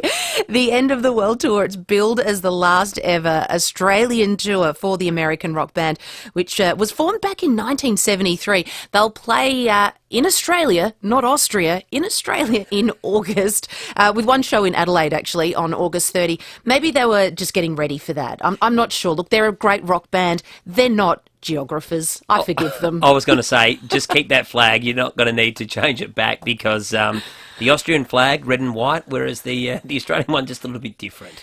Yeah, same but different. Bless them. Similar pronunciation, similar spelling, but yeah, kind of but different hemisphere. Nothing like it. Yeah. Also, there's going to be some strike action happening today. If you're in the Keswick area, just be aware. Power workers from all over South Australia, they're striking today at noon at the SA Power Network office on the corner of Anzac Highway and Green Hill Road. Now, they're striking to get the message across that they want a fair and reasonable enterprise agreement to replace the current deal, which expired at the end of 2020. Now, the facts here, they're striking, like I said, at 12 noon. So that whole area at number 1 Anzac Highway, Keswick, it will be chockers. Mm-hmm. Why are they striking? Well, like I said, they've just had enough. They've been bargaining in good faith for 2 years and it's been falling on deaf ears. They're trying to reach a fair and reasonable enterprise agreement to replace the current one. And they just feel like it's unfair because the company initially sought to introduce a 2-tiered wage system that would slash the rates of future workers by 20%. But as SA Power workers, they rejected this nonsense because they're fighting to protect not just their own working conditions and job security, but also standing up for the next generation of apprentices and the future of the industry as well. Okay, so that'll be a story that gets followed with great interest, I'm sure, a little bit later today, and we'll see what the effect of that is. But the government, under a fair bit of pressure, and I think federally and from a state perspective, inflation, a big issue at the moment, and a lot of workers out there saying, hey, wages aren't keeping up with that at the moment, so it's a bit of the chicken and the egg sort of argument. The government saying, well, if we keep raising, wages, then that's going to put more pressure on inflation. So, yeah, it's delicate times ahead, and that'll be interesting to see what comes of that. Just something I noticed in that area the other day. I was driving down to the airport, and when you stop at the traffic lights there on Green Hill Road, and you've got SA Power Network just in front of you, the lights. So traffic lights, as we know, green, amber, red. Mm-hmm. So the traffic lights there have a green arrow. And it confused the bejesus out of absolutely everybody lined up to go. So no one went when the green arrow came, which obviously meant, okay, yes, you can go. But no one did because they were extremely confused, thinking, okay, hang on, is this arrow for a bus? Is it for cyclists? What does it actually mean? So maybe after like 4 to 5 seconds, which is a lot when you're idle at traffic lights, a bit of honking went, and then the first person in the row went, oh, okay, well, it is safe to go. But when did arrows start coming into our traffic lights? Have you seen them anywhere? I haven't, no. I don't know if it was just for one day or whether it's a thing there, but I noticed it and it confused all of us. So for a straight on? For a straight on? I was going to say, yeah, obviously when you're going right or left, you see them all the time, but not for a straight on. That's bizarre. Yeah, for a straight on. So it got me thinking, if you've been in that area and you've come across that traffic light and it confused you, can you please ring in and let me know? And also if you're still seeing it as well, or whether it was just this one-off. And if anyone out there is listening, why? Are we seeing these green lights, these green arrows anywhere else around the city? Is this the new thing that, they're trialling and they're not telling us? 8223 0000. Let's talk to Rosemary, who has met someone famous. Good morning. Oh, good morning. Nice to talk to you. Great to talk to you too. Who have you met? Well, my girlfriend and I were visiting London before COVID days back in 2019, and we were looking for all the nice parks to walk in. We thought St. James Park was a lovely park to go for a walk in, and I looked up and I saw Stephen Fry walk past, and I thought, oh my God, it's Stephen Fry. So I turned around quickly because he looked slimmer than what I sort of remember him on TV. Yeah. And my girlfriend didn't see it because she was talking to me at the time. And then just to check later on, I Googled him, and it said that, he's been on a diet and exercise program. And I thought, how does it explain why he was looking very slim and walking very briskly? But I thought, that was pretty cool. That's very cool. Quite a tall man too, isn't he? Sorry? Quite a tall man as well, Rosemary, isn't he? Yeah, exactly. But he was a man on a mission, and it was just out of the corner of my eyes that I saw him, and I thought, that's, you never know in a big city. Yeah. You kind of say. Thanks, Rosemary, very much. Stay on the line and we'll flick you a Wallace Cinema Plus. Appreciate you calling in. Thank you very much.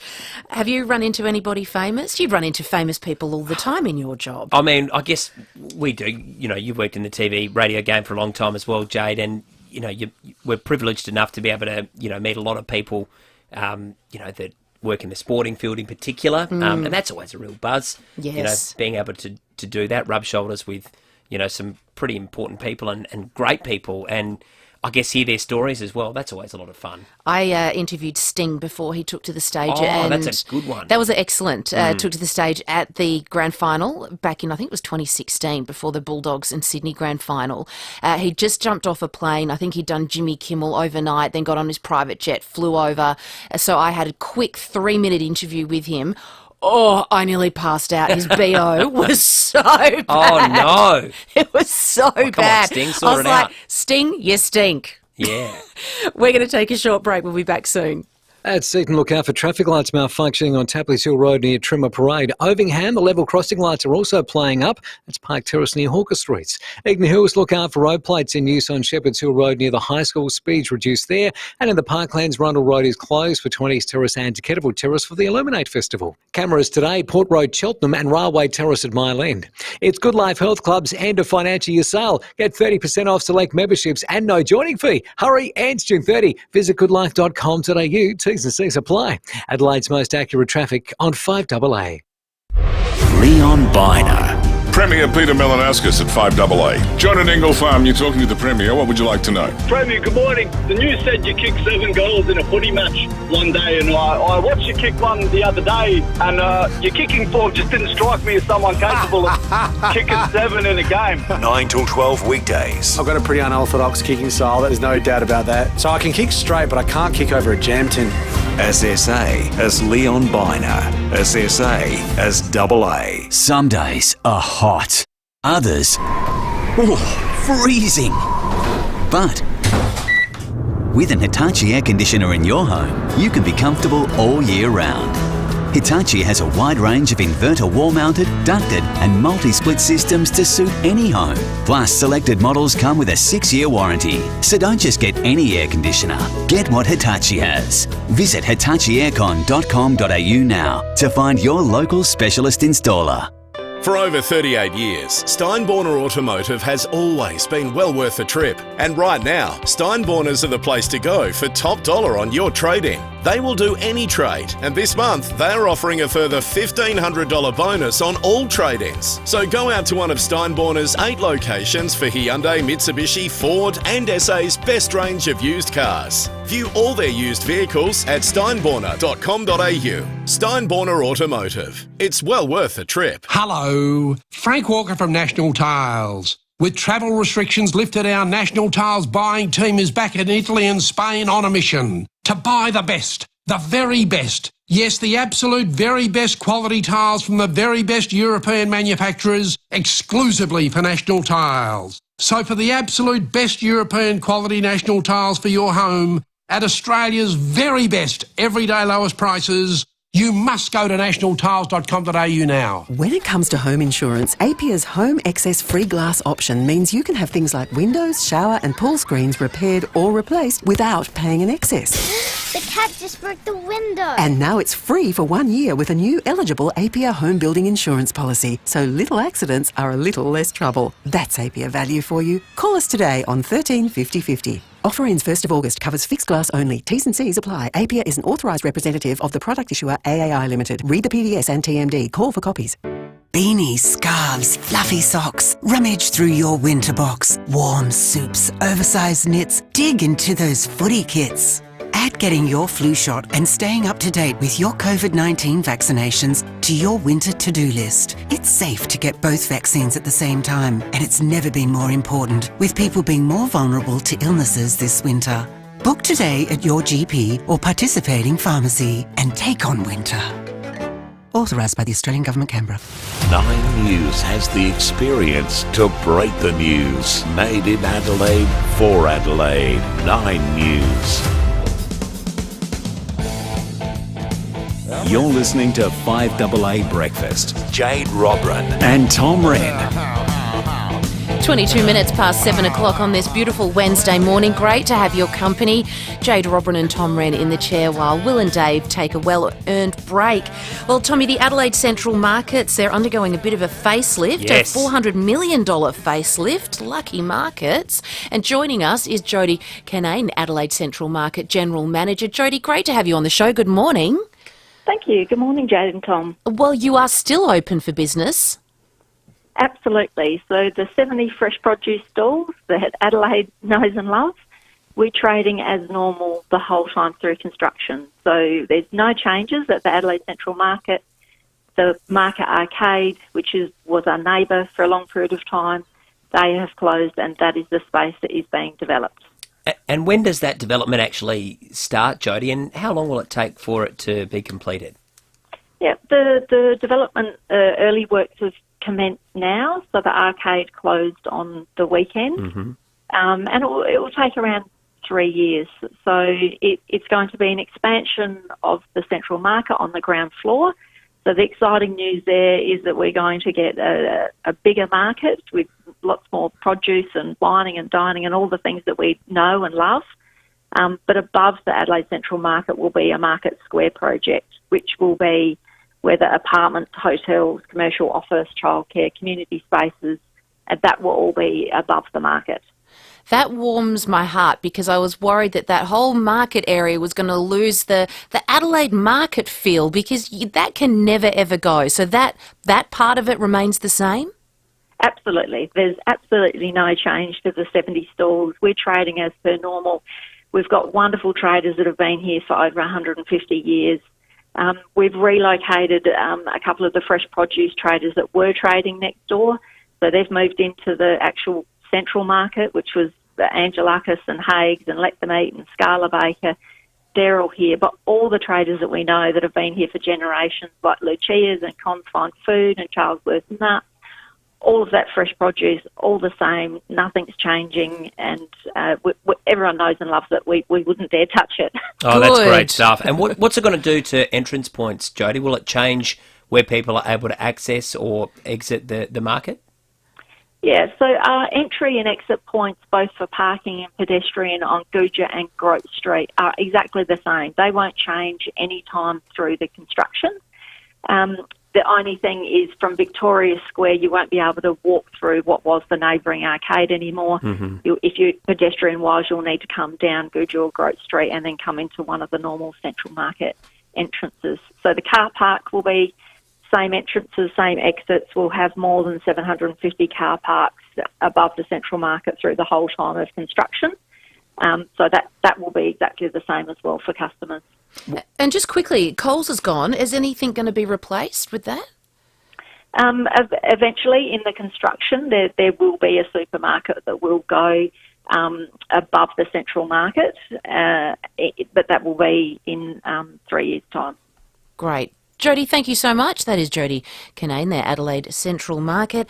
Well, let's get a quick sports update now. Book your service online at North Point Toyota to win the cost back. It's the North Point way. And Timmy Jennifer's doing a great job with Mark Bickley. Graham Corns also chipping in. And last night, on the sports show, Jade, they were talking about the Crows' rebuild and the draft and how it's all happening at the Adelaide Football Club at the moment. Adelaide have tried to accumulate talent at the draft to start with, and then you get games into them, which they've talked about doing. Now, that's the big question mark around that. Have they got the games into the right people, and are they going to make it? No. But now's the time when you keep adding with the free agency, where you don't have to use draft picks. You go back to the draft again, and you get another free agent this year. You maybe trade and get some other players that fill some needs that you have. And that's the point. Where are they? You got Jordan Dawson last year. Well, so where are they in this rebuild compared to those other templates? I reckon, they're 3 years in. Three clearly defined successful templates. Where is Adelaide? I could not disagree more that Carlton and Melbourne are a successful template to follow. They have been basket cases for 20 years. I would class a successful rebuild as around 8 years from bottoming out to playing in a prelim final. And I reckon 3 years in, they're probably a little bit behind. Okay, so that was Mark Bickley and Graham Corns with a passionate debate there. The other big news that came last night from a sporting perspective was Tom Stewart. He's been given a 4-week suspension for that heavy bump on Dion Prestia.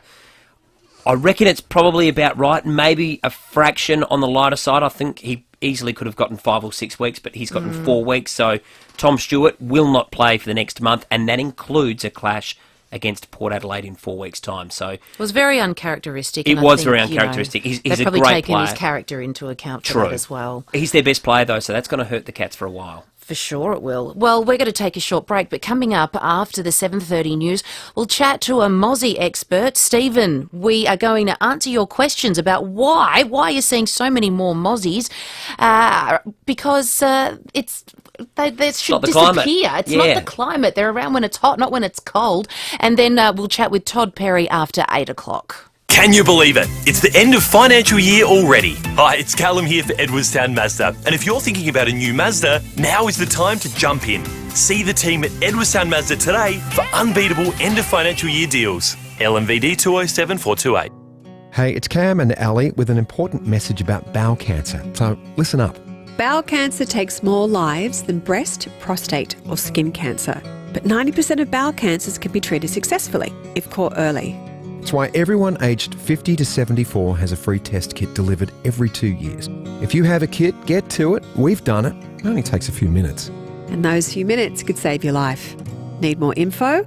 Head to bowelcancer.org.au. When you've been around for over a century, you know a thing or two. And Business SA and Ray White have almost 300 years between them. So when an alliance is formed between Business SA and Ray White Business Sales SA, they're bringing all their experience to your business, making sure it's in top shape, whether you're buying, selling, or somewhere in between. Get in touch with the experts, Business SA and Ray White Business Sales SA on 8300 0000. That's 8300 0000.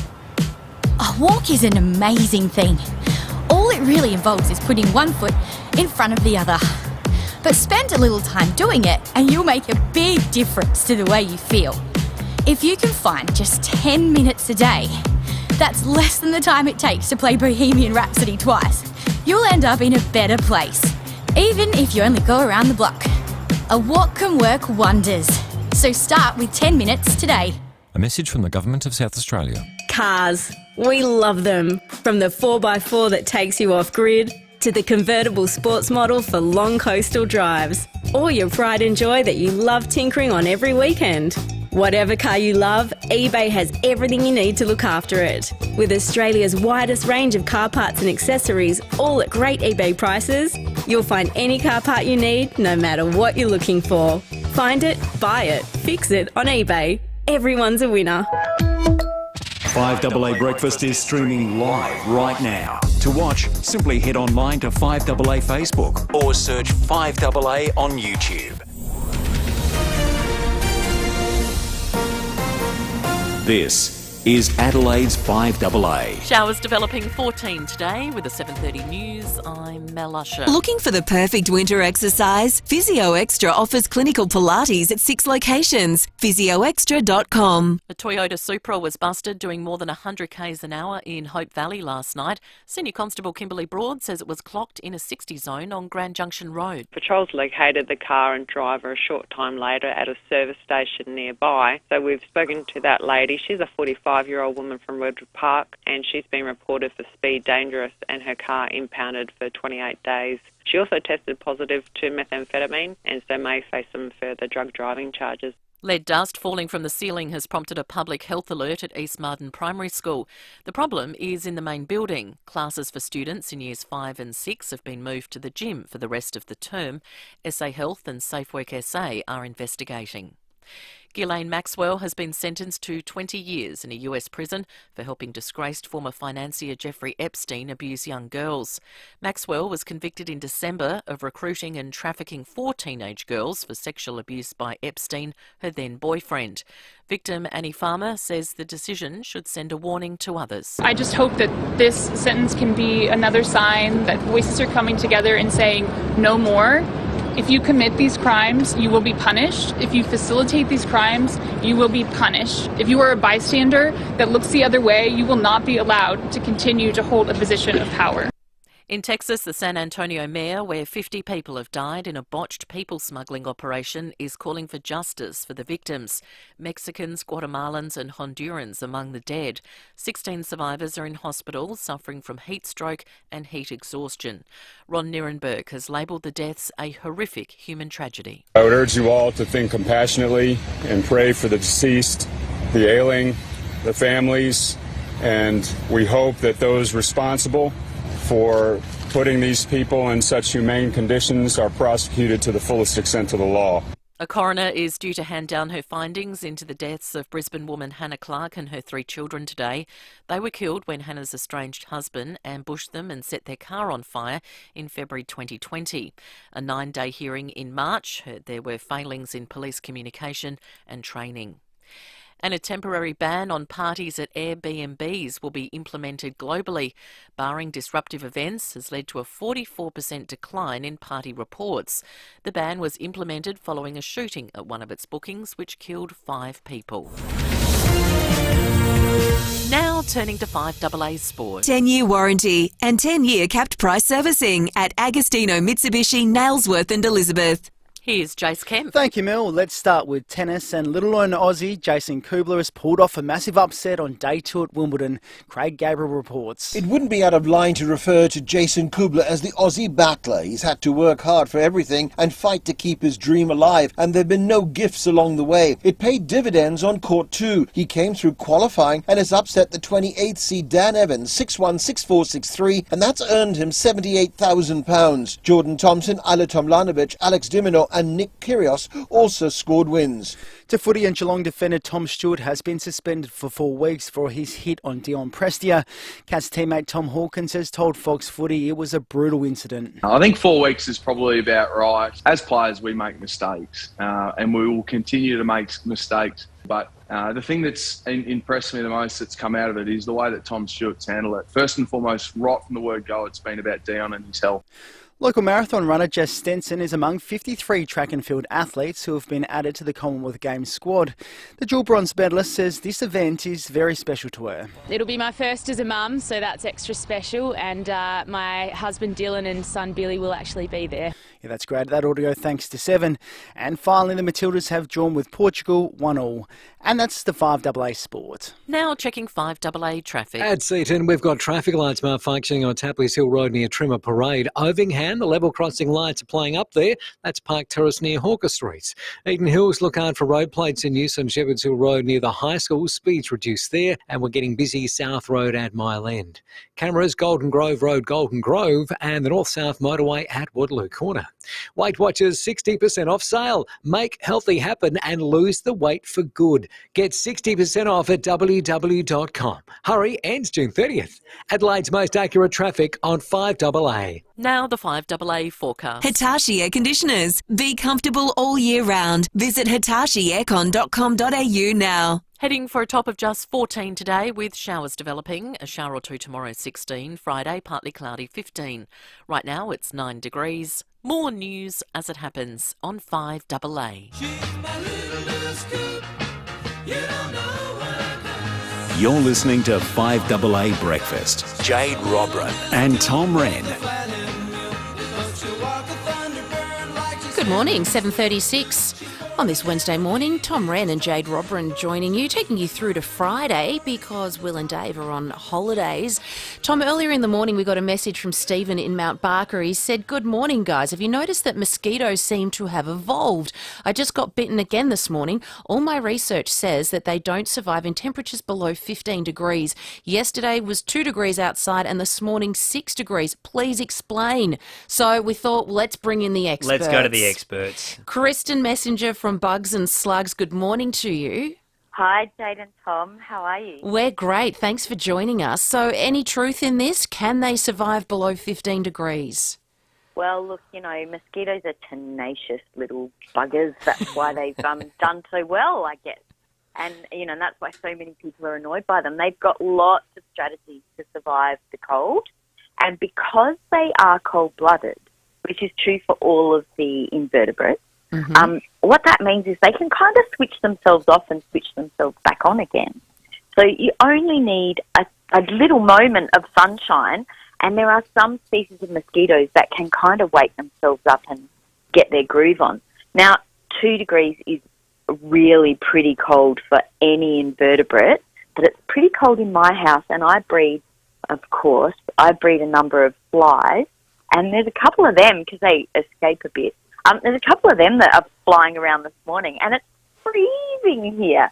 So, the smaller something is, sometimes the less affected it will be by ambient temperatures. They can find like a crevice in your wall, or especially if they're around your house, the colder it is outside, the more we tend to warm our houses inside. And that can mean that some mosquitoes will find their way inside and then follow you out. And they might only have sort of 10 minutes in the cold, but that's, they will stay active for those 10 minutes before they shut down. And that's enough time to bite you if they followed you from inside your warm house to outside. And we don't think our houses are warm, but they are if you're a mosquito. Once it's 16 degrees, they're usually pretty happy to fly around. Does that kind of answer the question? It does, yeah. I mean, they clearly thrive, Kristen, in the warmer temperatures. But like you said, if they can get the sanctuary of a nice warm house that's being heated up, and they can find somewhere to hide, and I guess lay dormant for a while, and then they come out and bang. That's when they might get you. Tenacious. That's right. Or even like radiant heat from under your eaves, or from a tree that's close to your house. They can hide in those sort of places. But listen, we can't talk about mosquitoes without mentioning a really brilliant South Australian project. So if people are very keen on, noticing mosquitoes and stuff like that, and you've got a decent camera, there's a great project on iNaturalist. It's called Mozzie Monitors, and it's run by the University of South Australia, and you can take photos of your local mosquitoes. Sorry, one of my parrots has heard me on the phone. I was just going to say, where are you? It sounds beautiful. You sound like you're in a tropical paradise. No, I'm just in my lounge room, but I've got some pet lorikeets, and I've covered them all over, and I haven't woken them up, and now one's woken up, and they're all going to go, "Oh, someone's on the phone. Is it for me? Is it for me?" And they all want to get on the phone. Polly wants a cracker. Yeah, but it's too cold to go outside and chat, so... Yeah. That's all right. We'll just put up with it. Can you tell us, Kristen, why some people get bitten by a mozzie more so than others? Oh, yeah, I can. So mosquitoes are really attracted to your carbon dioxide plume, and that is the amount of carbon dioxide that your body gives off, which is really linked into your respiration rate. And that's linked into your vitamin B levels. So, often people who take vitamin B supplements will notice that they don't get bitten as much by mosquitoes. To be honest, off the top of my head, I can't remember if that's because they're low in vitamin B and that's what causes it, or if they're high in vitamin B. But I do know that if you take vitamin B supplements, or if you eat a lot of Vegemite, that's another thing that affects your vitamin B. If you're very fit, you don't respire as much, and you won't produce as much carbon dioxide, and that's how mosquitoes detect you. So vitamin B affects how much carbon dioxide you produce as well. So, and if you eat Vegemite, is that going to make you more susceptible? Because I eat a lot of Vegemite. Less. Excellent. All right. Yeah. So I'm going to eat more Vegemite. I need to eat more Vegemite. That's right. Good. Put it on thick. Yeah. But the midgies love you. But the midgies love me. Yeah, I've been bitten by midgies badly. What's the difference between a midgie and a mozzie? Not heaps. They're both a type of fly. So mosquitoes are actually technically a fly. But the main difference is that mosquitoes bite you with a proboscis. You know, and it's only female mosquitoes that bite. Mm-hmm. So they're looking for your blood protein. Midgies bite you, but they also wee on the bite site, and that's actually what stings. Yuck. So they're actually like, peeing all over you, really. That's the kind of... That's what they think of you. Yeah, exactly. I was covered in midgie urine. Head to toe, I reckon. Charming. Yeah. Kristen, thank you very much. You get back to those parrots. They clearly want your attention. No, they'll stop as soon as I get off the phone. They'll be like, they didn't want to talk to me. The fun stopped, yeah. Yeah. Kristen Messenger there from Bugs and Slugs. Well, we hope that answers all your questions, Stephen. And unfortunately, you're just going to have to put up with the mozzies in your area. You're going to have to keep getting bitten. We're going to take a quick break, but before we do, get a hit of traffic, find out how the roads are looking around town. At Seaton, we've got traffic lights malfunctioning Tapley's Hill Road near Trimmer Parade. Ovingham, the level crossing lights are playing up on Park Terrace near Hawker Street. Eden Hills, look out for road plates in use on Shepherd's Hill Road near the high school. Speeds reduced there, and we're busy South Road at Mile End. Cameras, Golden Grove Road, Golden Grove, and the North-South Motorway at Waterloo Corner. Final days of the end of financial year sale at Amart. Save up to 50% on a range of spacious lounges, stylish sofas, dining, bedroom and more. Hurry in, stores up until late tonight. Adelaide's most accurate traffic on 5AA. 5AA's Tech Talk with your host, Adelaide tech guy Richard Pascoe. Thanks to Harvey Norman Computers. Once upon a time, laptops were assumed to have less features than their desktop counterparts. Now it's laptops like the Acer Nitro series that are stealing all the thunder. The Acer Nitro 5 15.6-inch is a gaming laptop at heart with an 11th generation Intel Core i5 processor, 6GB NVIDIA graphics card, all-in-one sleek, minimalist design and a 4-zone RGB keyboard. If you were playing video games back in the day, it's time you revisited your favourites and experienced them on a fast, powerful PC like the Acer Nitro 5. Powerful gaming laptops can carry a powerful price tag. Not the Acer Nitro 5 at Harvey Norman. You'll pick one up for just $11.95 and score a bonus $100 Harvey Norman gift card. Check out this great offer at 5AA.com.au. Thanks to Harvey Norman Computers. Need a forklift? Don't just get a forklift, get a Toyota forklift. Toyota is the world's #1 forklift brand with a great range of pallet jacks, walkie stackers and reach forklifts right up to their leading Toyota counterbalance forklifts. Legendary reliability and safety with cleaner, greener electric options. Toyota can tailor the right forklift solution for you. It's all part of the Toyota Forklift Advantage. For more, visit toyotamaterialhandling.com.au. Get a Toyota forklift. Progress has been made to connect Australia's healthcare system. Now everyone can choose to get an electronic prescription, have a consultation with a doctor from home, and use My Health Record to view your COVID-19 dashboard, including boosters and test results. And there's more to come, connecting Australia to a healthier future and you to better healthcare. Find out more at digitalhealth.gov.au. Authorised by the Australian Government, Canberra. Spoken by Dr. Andrew Rochford. 5AA Breakfast is streaming live right now. To watch, simply head online to 5AA Facebook or search 5AA on YouTube. You're listening to 5AA Breakfast. Jade Robran and Tom Wren. Good morning, it is 7:45 on this Wednesday morning. Jade and Tom taking you through to 9 o'clock, and then Leon Biner is on after that for mornings.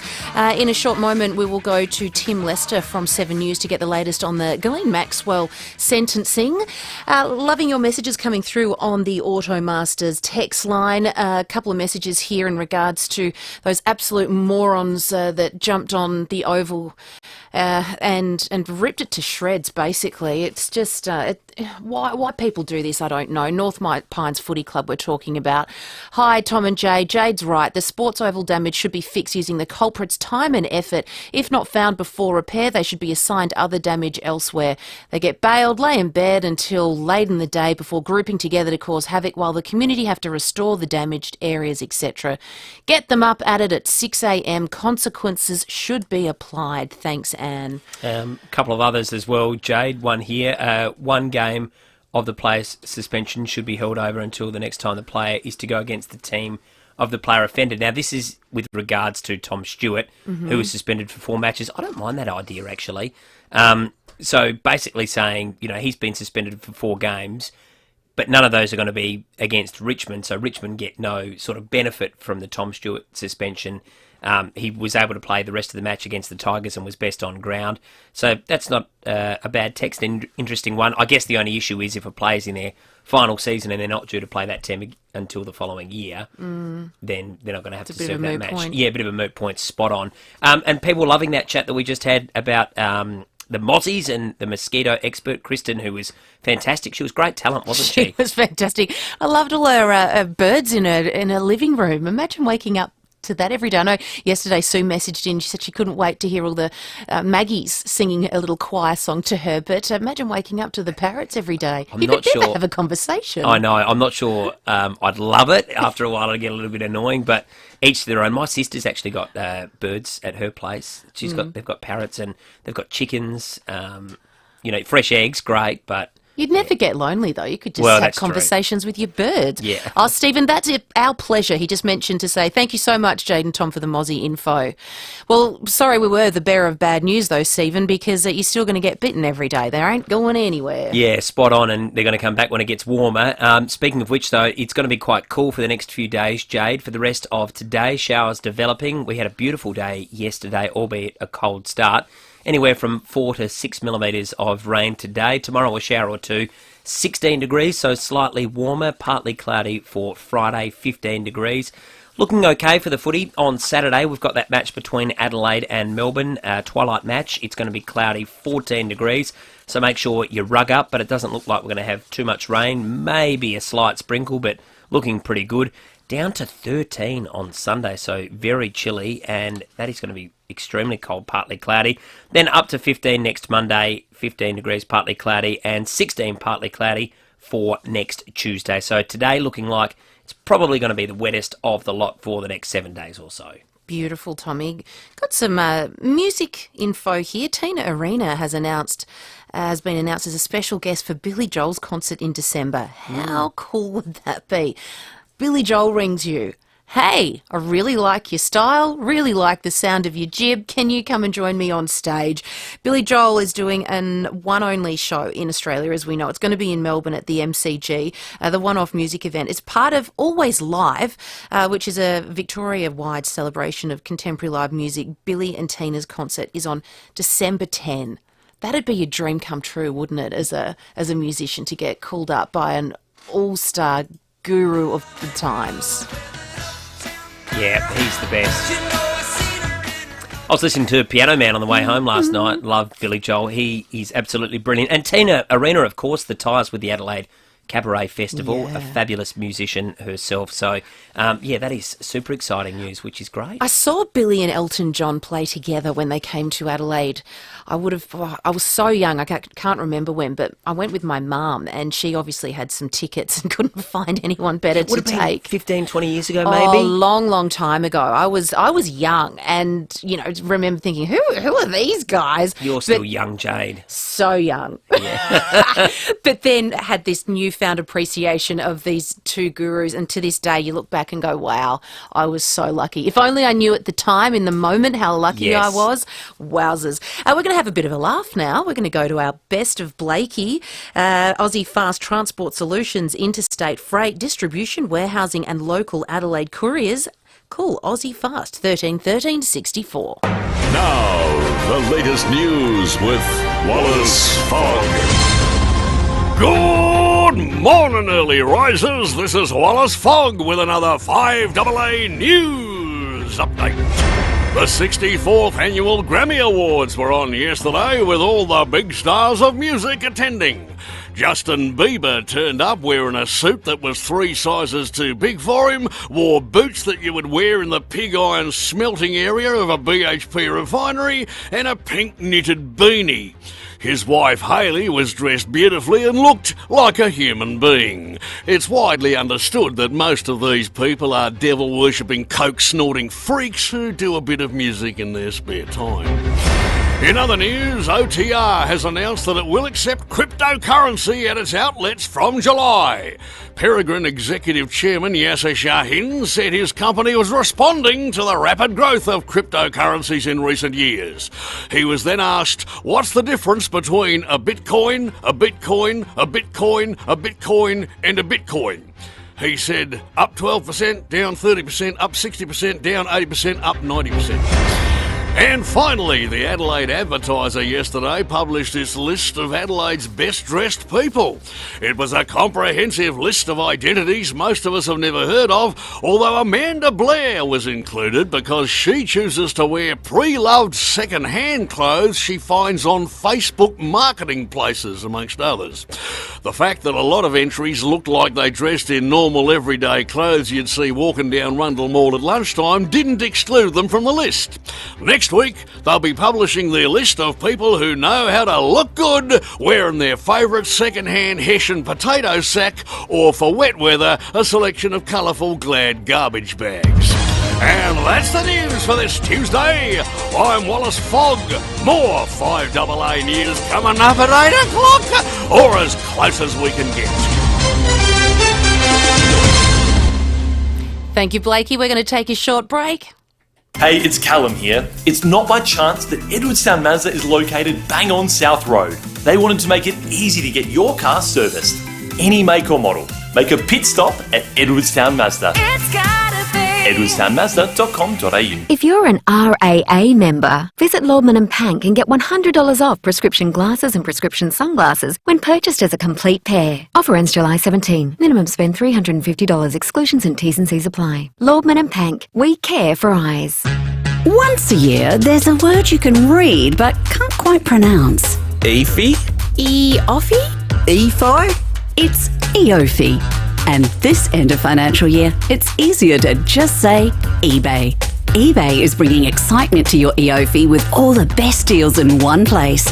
There's millions of items on sale, and eBay Plus members save even more. Visit ebay.com.au to shop eBay's end of financial year sale today. T's and C's apply. When you've been around for over a century, you know a thing or two. And Business SA and Ray White have almost 300 years between them. So when an alliance is formed between Business SA and Ray White Business Sales SA, they're bringing all their experience to your business, making sure it's in top shape, whether you're buying, selling, or somewhere in between. Get in touch with the experts, Business SA and Ray White Business Sales SA on 8300 0000. That's 8300 0000.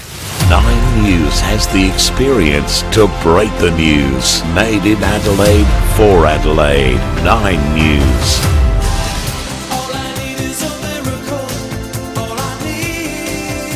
You're listening to 5AA Breakfast. Jade Robran and Tom Wren.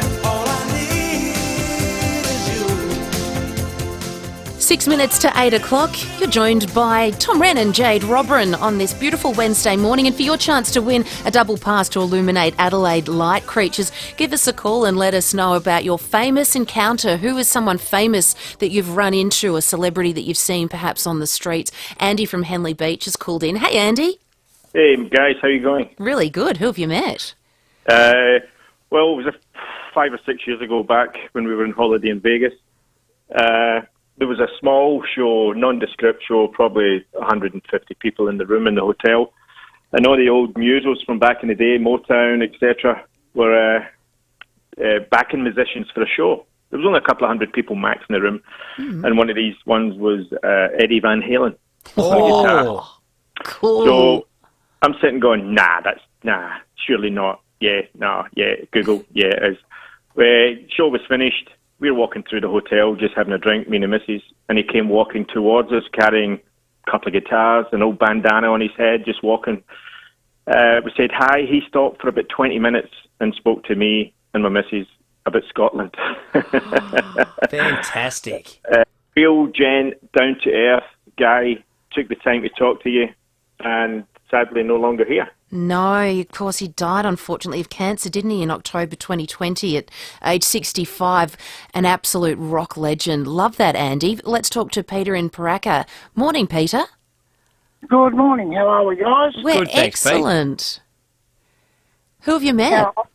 I met Tim Wanacott of Bargain Hunt fame, obviously. He was the latest. He was the latest of many famous people I've encountered. Yeah. And I met him on King William Street in little old downtown Adelaide. Really? Yep. Tell us about that encounter.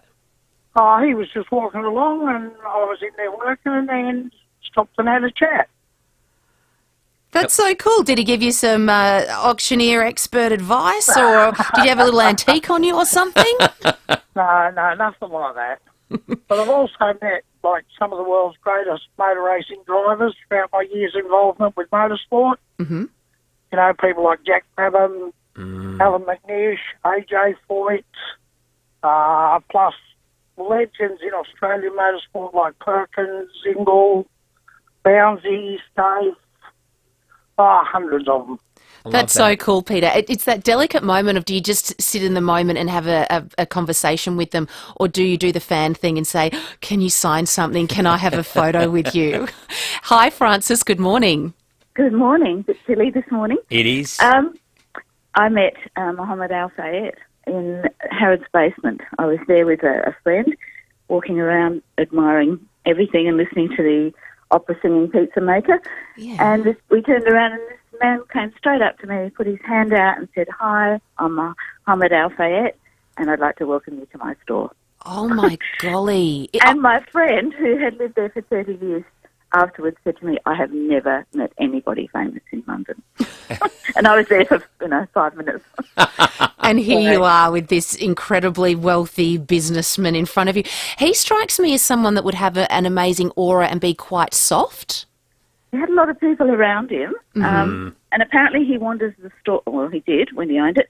He wandered the store quite often, just going up and greeting people. So I was just one of the lucky ones one day. Yeah. Oh, that's very cool, Francis. That's a really big chance meeting, isn't it? Yeah. Nice. Hello, Judith.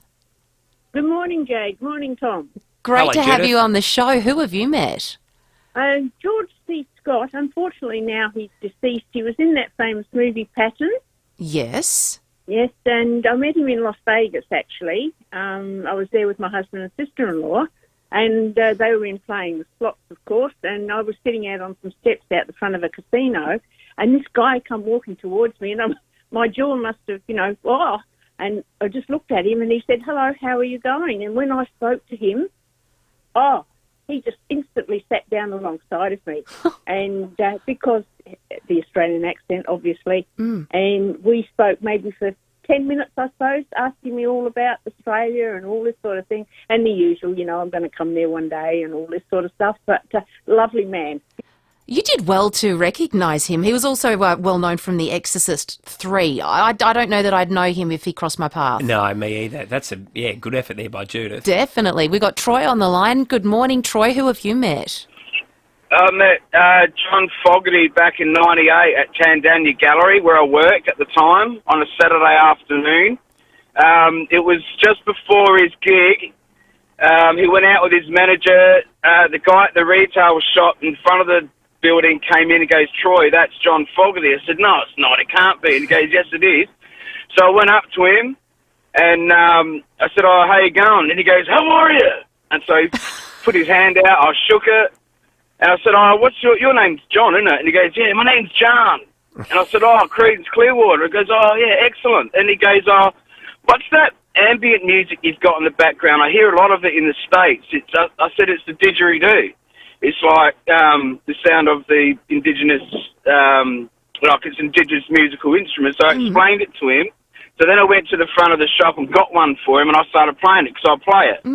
And I did the circle of breathing and all that, and he was just absolutely blown away. He's a multi-instrumentalist, like he can play anything, but this is one thing he didn't know how to play. So I went through the whole breathing technique and that. Yeah. And then he said, "Oh, this is fantastic." So I was with him for about an hour and a half, and he was actually late for his sound check because it passed 5 o'clock. We were closed. So then he ended up buying the didge, which is like $350, but he ended up buying a $3,500 painting off me as well. So I actually explained what the painting, who the artist was, what the story was. He bought the didge, and I spent quite a bit of time. And he said to me, he goes, Troy, if you're ever in the States, come and look me up. He gave me his address. Wow. He gave me his contact details. About 6-7 years later, I had an opportunity to go to Los Angeles. He lived in Beverly Hills. I dug back through the details of the sale and his address and his contact. I couldn't get hold of him. I went to the States. I went to Beverly Hills, tried to find him. I couldn't find him. Bugger! Oh, still a great story, though. Hope he didn't give you a fake address after all of that time. That'd be so dodgy. We're going to head into the newsroom. We'll be back after this short break. Online, on DAB Digital Radio, and on 1395 AM. Talking Adelaide. This is Adelaide's 5AA. Showers developing 14 today with the 8 o'clock news. I'm Mel Usher. Physio Extra hands-on physio at 6 locations. Even more convenient now with online bookings at physioextra.com. 5 teenage boys have been arrested following a pursuit through the northern suburbs overnight. A patrol spotted a stolen red Holden speeding along Main North Road at Elizabeth and followed it to the Gawler area. Senior Constable Kylie Broad says it was spiked at Williston. Eventually all 4 tyres came off its rims and it travelled through to the Two Wells Bridge before it went through paddocks near Hillier Road. Now, it did eventually stop near Dyson Road where all occupants ran from the car and patrols were able to arrest all of those occupants. So we've got an alleged driver, 17-year-old from Lower Light. A woman clocked doing more than 40 k's over the speed limit on Grand Junction Road at Hope Valley has allegedly tested positive for meth. The 45-year-old has also been reported for speeding and had her Supra impounded for 28 days. She'll be summoned to front court at a later date. Ghislaine Maxwell has been sentenced to 20 years prison for helping sex offender Jeffrey Epstein abuse teenage girls. The British socialite was convicted in December for recruiting and grooming 4 girls to have sexual encounters with her then boyfriend between 1994 and 2004. Prosecutors called Maxwell's conduct shockingly predatory and had hoped for a 30-year sentence. One of her lawyers, Bobby Sternheim, says Maxwell will appeal. I thought her statement was moving and on point. Anybody who is appealing their sentence has the right to maintain the record and the issues on appeal. A former White House aide has described Donald Trump's shocking behaviour on the day of the Capitol riots. Cassidy Hutchinson telling the January 6 committee the former president tried to forcibly steer his limousine to the Capitol. The committee also heard that Mr Trump believed his supporters were right to demand that Vice President Mike Pence be hanged for refusing to block the validation of President Biden. As an American, I was disgusted. It was unpatriotic. It was un-American. We were watching the Capitol building get defaced over a lie. Some retailers are reversing their decision to use facial recognition technology after public backlash. Jacqueline Underwood has more. The Good Guys will pause the implementation of their facial recognition software in 2 of their stores.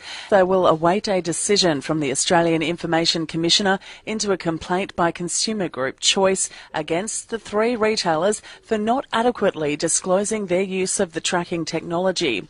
Other retailers like Bunnings and Kmart will stick with their use of the software, claiming it is to protect staff wellbeing. The federal government says it's trying to clear a backlog of invoices at the Department of Veterans Affairs. Hundreds of service providers are yet to be paid.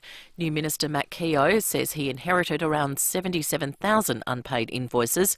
He says the department is working overtime to make sure the issue is sorted. Making the systems a bit more efficient, trying to get more people and more of the businesses and veterans to use those. And I get that not everyone's going to be able to, but having more people use those will make that process more efficient ongoing as well, so we can get those payments out the door. A 101-year-old former Nazi concentration camp guard has been handed a 5-year jail sentence for his role in World War II. He's the oldest person to be convicted in connection with the Holocaust. Now turning to 5AA Sport. New Mitsubishi Triton with 10-year warranty, 10-year capped price servicing at Agostino Mitsubishi, Nailsworth and Elizabeth. And it's over to Jace Kemp. Thank you, Mel. Let's start with tennis. And former world number 1 Serena Williams has been knocked out of Wimbledon in a stunning first-round upset. Frances Harmony Tan, ranked 113th, won in a third-set tiebreaker. When I saw the draw, I was really scared. I mean, because, it's Serena Williams. She's a legend, and, I was like, oh my God, how can I play? Meantime, Nick Kyrgios has survived a scare to beat British wildcard Paul Jubb in 5 sets. Fellow Aussies Alex de Minaur, Jordan Thompson, Jason Kubler and Ayla Tomljanovic also had wins, along with world number 4 Rafael Nadal. To footy, and Geelong defender Tom Stewart has received a heavy suspension at the AFL Tribunal. Jordan Tunbridge reports. Tom Stewart has been banned for 4 matches over his sickening bump, which left Richmond's Dion Prestia heavily concussed. A tribunal panel determined the degree of carelessness was high and that Stewart breached his duty of care by a considerable margin. I accept the tribunal's decision. I was left to their discretion and obviously disappointed in my actions, and I had to own that. He will miss matches against North Melbourne, Melbourne, Carlton and Port Adelaide. To cricket, and Glenn Maxwell is on standby ahead of the first test against Sri Lanka. He'll come in for Travis Head if he fails to overcome a hamstring injury. Test skipper Pat Cummins says his side needs to adapt to the conditions. Sri Lanka play really well over here. It's quite different to what we experience in Australia. So that's the challenge of trying to win overseas. A lot of our preparation work's been, around trusting our own methods. We might go about it a little bit differently to perhaps Sri Lanka will. So yeah, they're going to pose a challenge, but we're up for it. Lastly, the Matildas in Portugal had a 1-1 draw in their international friendly. And that's the 5AA Sport. Now checking 5AA traffic. At Seaton, we've got traffic lights malfunctioning on Tapley's Hill Road near Trimmer Parade. Ovingham, the level crossing lights are playing up there. Park Terrace near Hawker Streets. Eden Hills, look out for road plates in use on Shepherd's Hill Road near the high school. Speeds reduced there. And we're busy at the moment, South Road through Mile End. Cameras, Golden Grove Road, Golden Grove, and the North-South Motorway, Waterloo Corner. Enjoy your favourite Mexican food with Guzmani Gomez and Save. Score yourself burritos and bowls for just $9.90. Yes, just $9.90 when you order via the GYG app. Adelaide's most accurate traffic on 5AA. Now 5AA weather. Hitachi Air Conditioners. Be comfortable all year round. Visit hitachieaircon.com.au now. 14 for your Wednesday with showers developing, then a shower or two tomorrow, 16. Friday, partly cloudy, 15. Right now, it's 9 degrees. More news as it happens on 5AA.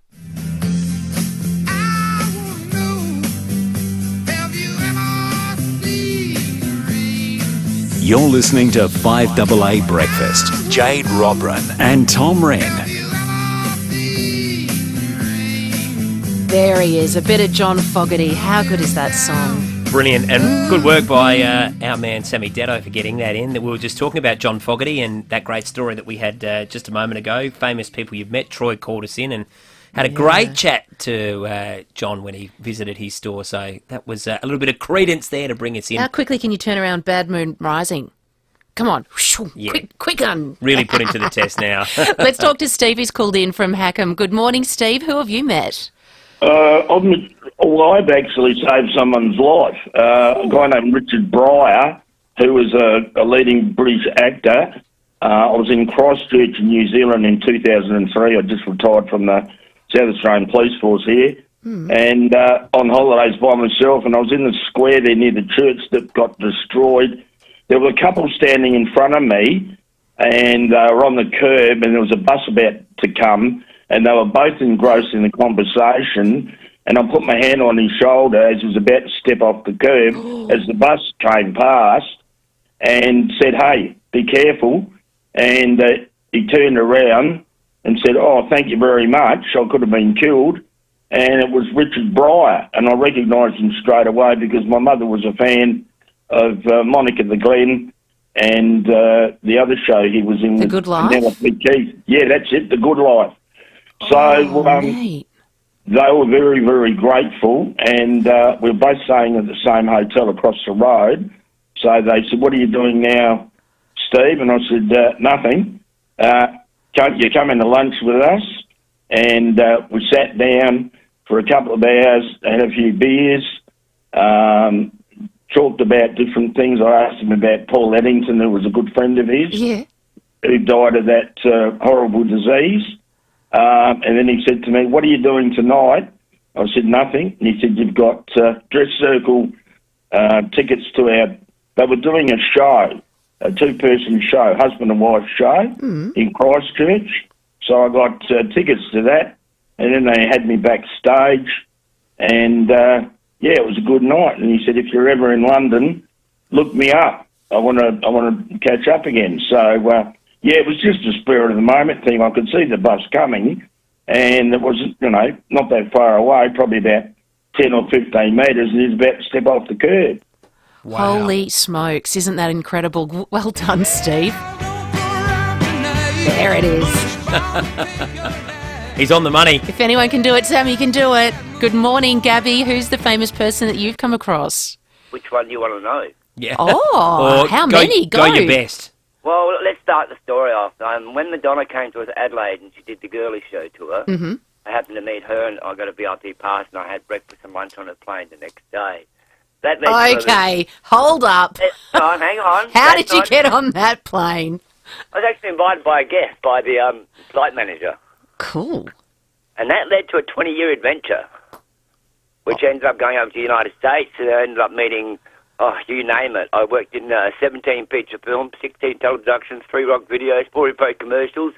Also became an American hero, saving an 82-year-old lady from a burning house on the 2nd of September, 1st of September in 2001, which is the same time as 9/11. But famous people, well, yeah, I met a lot. My neighbour was Ben Thorson, which was been in many movies with Arnold Schwarzenegger. I'd have dinner with Arnold Schwarzenegger on Monday night at his Chartier restaurant in Venice Beach on Lincoln Boulevard. He'd have a cigar night there. Goldie Hawn, I met coming out of a studio when she was filming. I met Harrison Ford when he was filming 6 Days, 7 Nights. Worked with Ed Anser on a couple of movies and video films.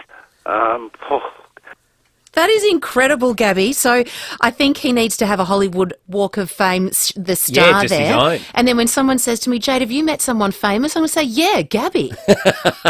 Yeah, 2 degrees of separation. That's a pretty illustrious list there. But Madonna, I'll tell you what, Mel Usher, she would be very envious. She's a huge Madonna fan. I don't think in the newsroom there's a bigger fan of Madonna than Mel Usher. Absolutely loves her music. Well, we'll put Gabby and Mel in the touch. two in touch, and they can share some stories, because I reckon being on her private jet, some stuff would have gone down. Oh, yeah. You love your food, don't you, Tommy? Love it. Well, good Big news. foodie. Good news, because Tasting Australia Winter, it kicks off on Friday. Yes. And I don't know about you, but sitting down with a good glass of, Barossa Red and a beautiful slow-cooked lamb, something or other, it could be anything. Winter is just the best time to head out and about and enjoy delicious food. And Karina Armstrong is the co-director of Tasting Australia Winter Series. She joins us now. Karina, good morning. Good morning. My belly is rumbling. What are some of the highlights on the calendar?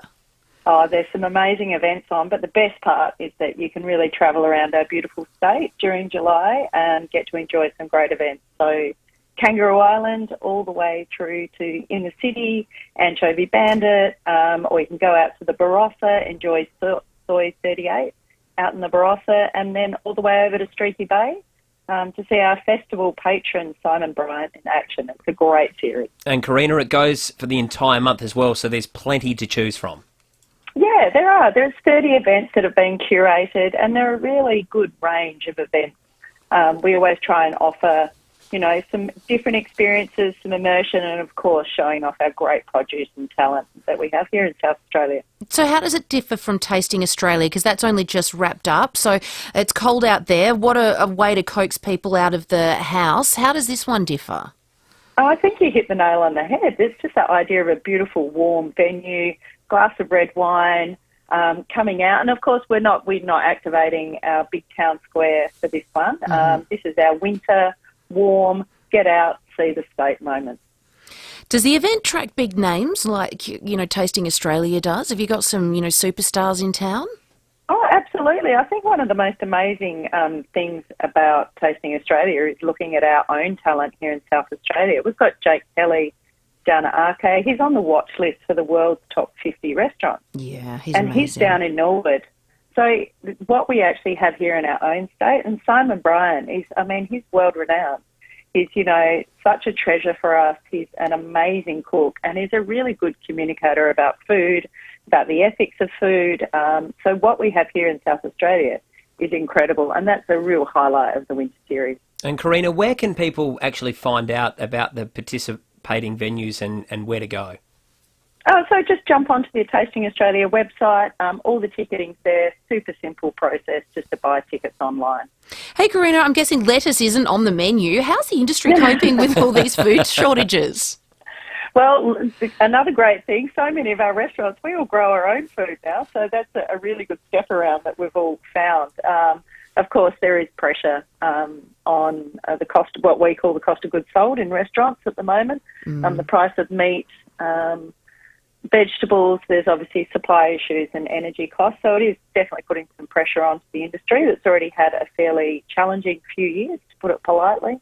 But we're a great industry and we love what we do. We have passion on our side, so always adapting, finding new ways to do things. I think the hospitality industry does a wonderful job of just working through stuff. I've noticed over the years, obviously we want food to taste good, you want it to be an experience, but it used to stop just there. Now the focus is really about sustainability, tasting good and enjoying it, isn't it? It's a whole experience. And Tasting Australia, we are super proud of our push towards sustainability, because so many chefs, winemakers, brewers, distillers, are really focused and really feel a responsibility to lead in this area. So looking at things of food waste and food miles. And of course, the great thing about all of that is you end up supporting your own industry and your own producers. So someone who grows pork for us over on the Eyre Peninsula is far more valuable than importing it from interstate or overseas. You really can make a difference to a small business by making, perhaps paying a few more dollars, but you really are, supporting your local economy. And, you might even get to meet the farmer who grew something for you. And I think that's, it's a really nice connection to make. Karina Armstrong, thank you so much, co-director of Tasting Australia. And the Winter Series starts on the 1st of July. And like Karina said, you can jump on their website and have a look at where to go and who to see, or just Google Tasting Australia Winter Series. We're going to take a short break, but before we do, Tommy, let's get a check of the traffic. At Ovingham, we've got the level crossing lights playing up on Park Terrace near Hawker Streets. Eden Hills, look out for road plates this morning. They're on use on Shepherd's Hill Road near the high school, speeds reduced. And Brooklyn Park, we've got Stobie Pole works happening on Henley Beach Road near Holbrooks Road, so as you're heading towards the beach. Busy South Road at Myland with a camera, North Parade at Torranceville. Come to the 40 Winks end of financial year sale and save up to 50% off store-wide. But hurry, sale must end Sunday. Don't miss out. 40 Winks, serious about sleep. Adelaide's most accurate traffic on 5AA. Rowie Sports Show. Your club's best kick and worst. I'll start with Port.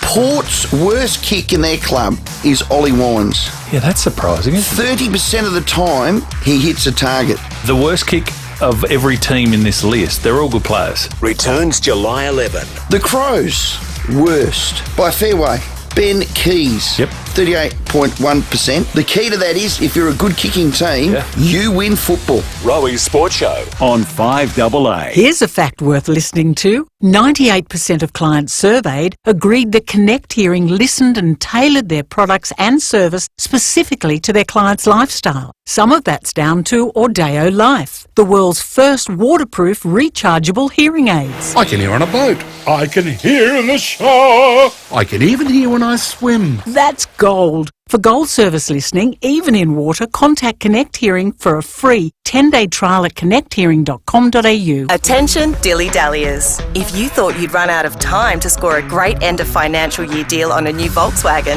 listen to this. Mawson Lakes Volkswagen is about to receive truckloads of new Volkswagens, and they're available at amazing end of financial year prices. And remember Mawson Lakes Volkswagen for servicing too, with next day servicing and free loan cars.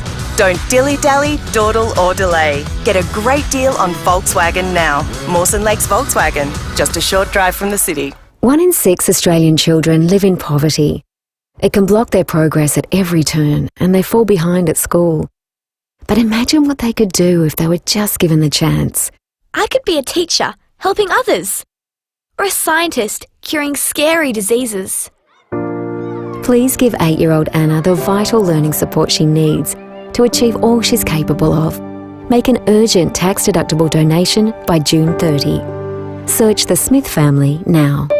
Which oil keeps your business moving? Farmers and fleet managers, they know. Construction crews and car mechanics, they know. And you know. Valvoline, the original engine oil. 9 News has the experience to break the news. Made in Adelaide, for Adelaide. 9 News. You're listening to 5AA Breakfast. Jade Robran and Tom Wren. Good morning, it is 8:21 and Jade Robran and Tommy Wren taking you through to 9 o'clock. After 9 o'clock is Leon Biner. Our next guest, he's had an incredible tennis career, Tom. He's taken on and beaten Novak Djokovic and Rafa Nadal when he was playing in his days. Todd Perry, he was ranked in the world's top 20 doubles in the mid-2000s, now retired. He's turned his focus on kids, sport and pressure. It's a topic that comes up quite regularly. And it also raised the question why so many quit the sport that they love at such a young age. He's written a book and it's called One Chance, Lessons in Sport, Life and Success. Good morning, Todd Perry. Thanks for joining the show.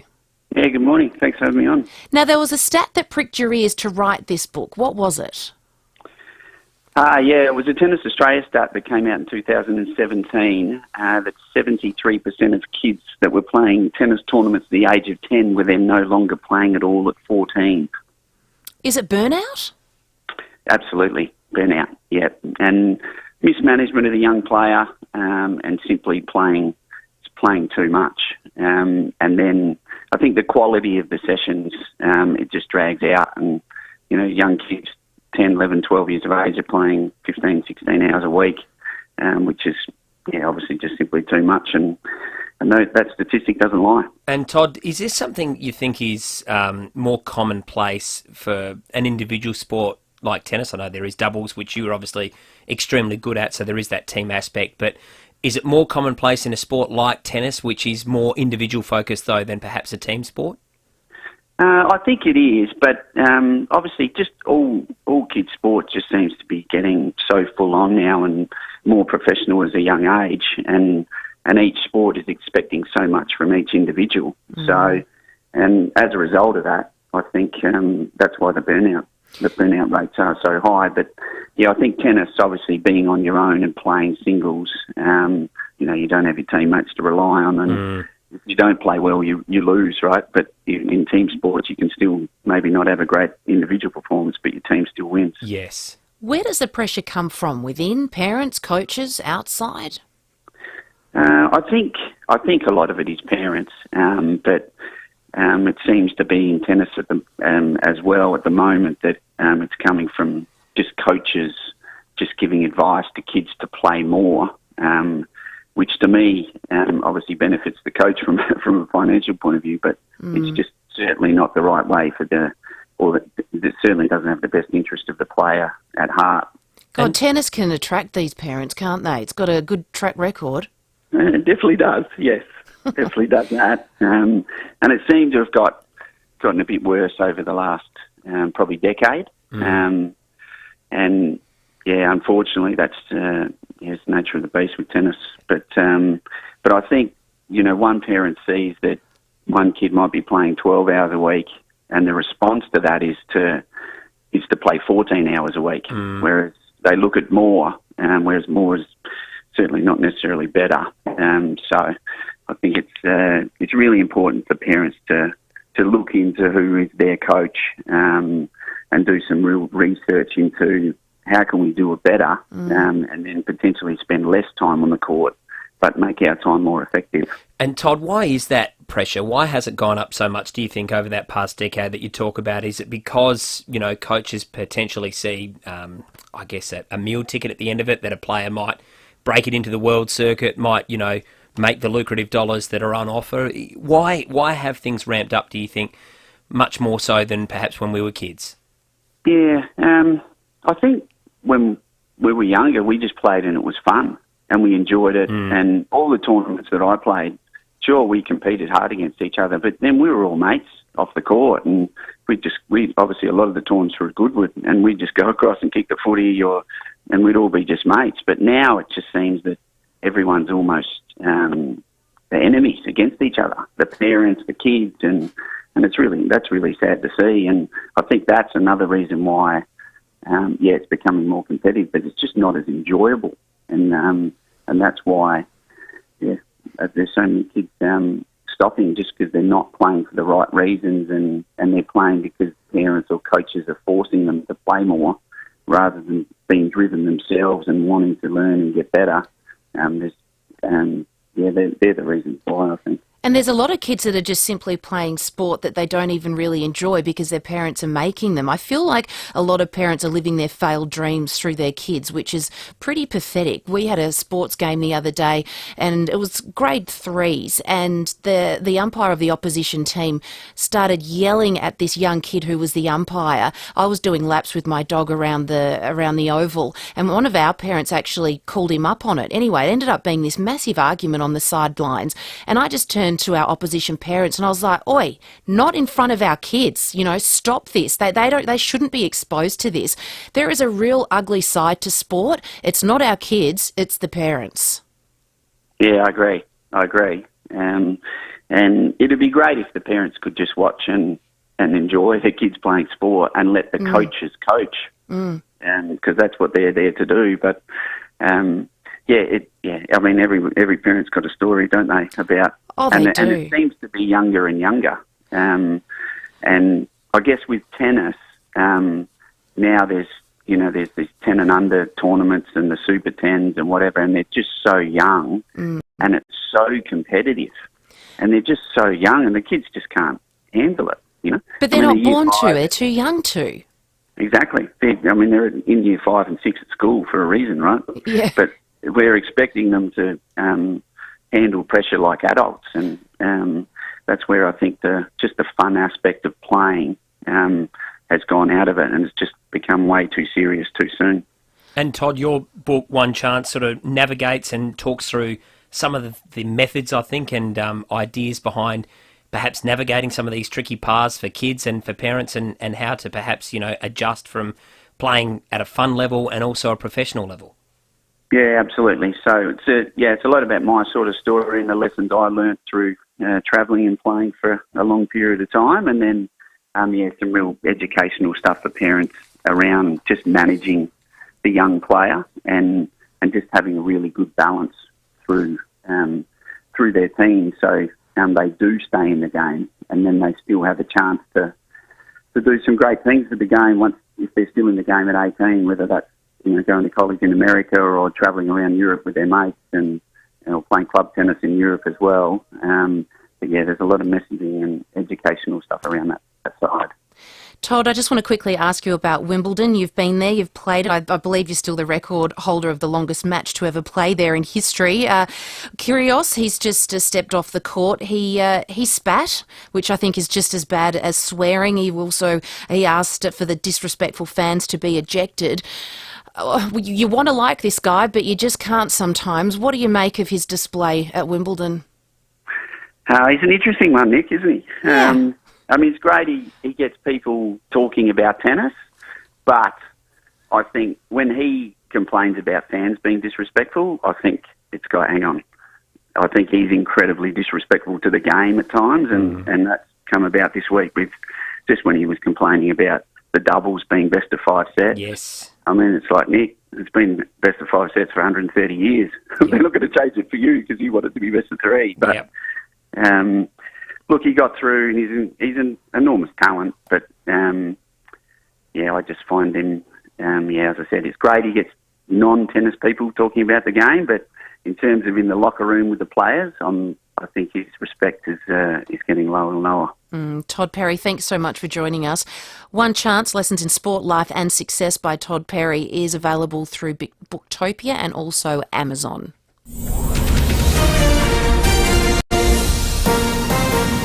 This is Adelaide's 5AA.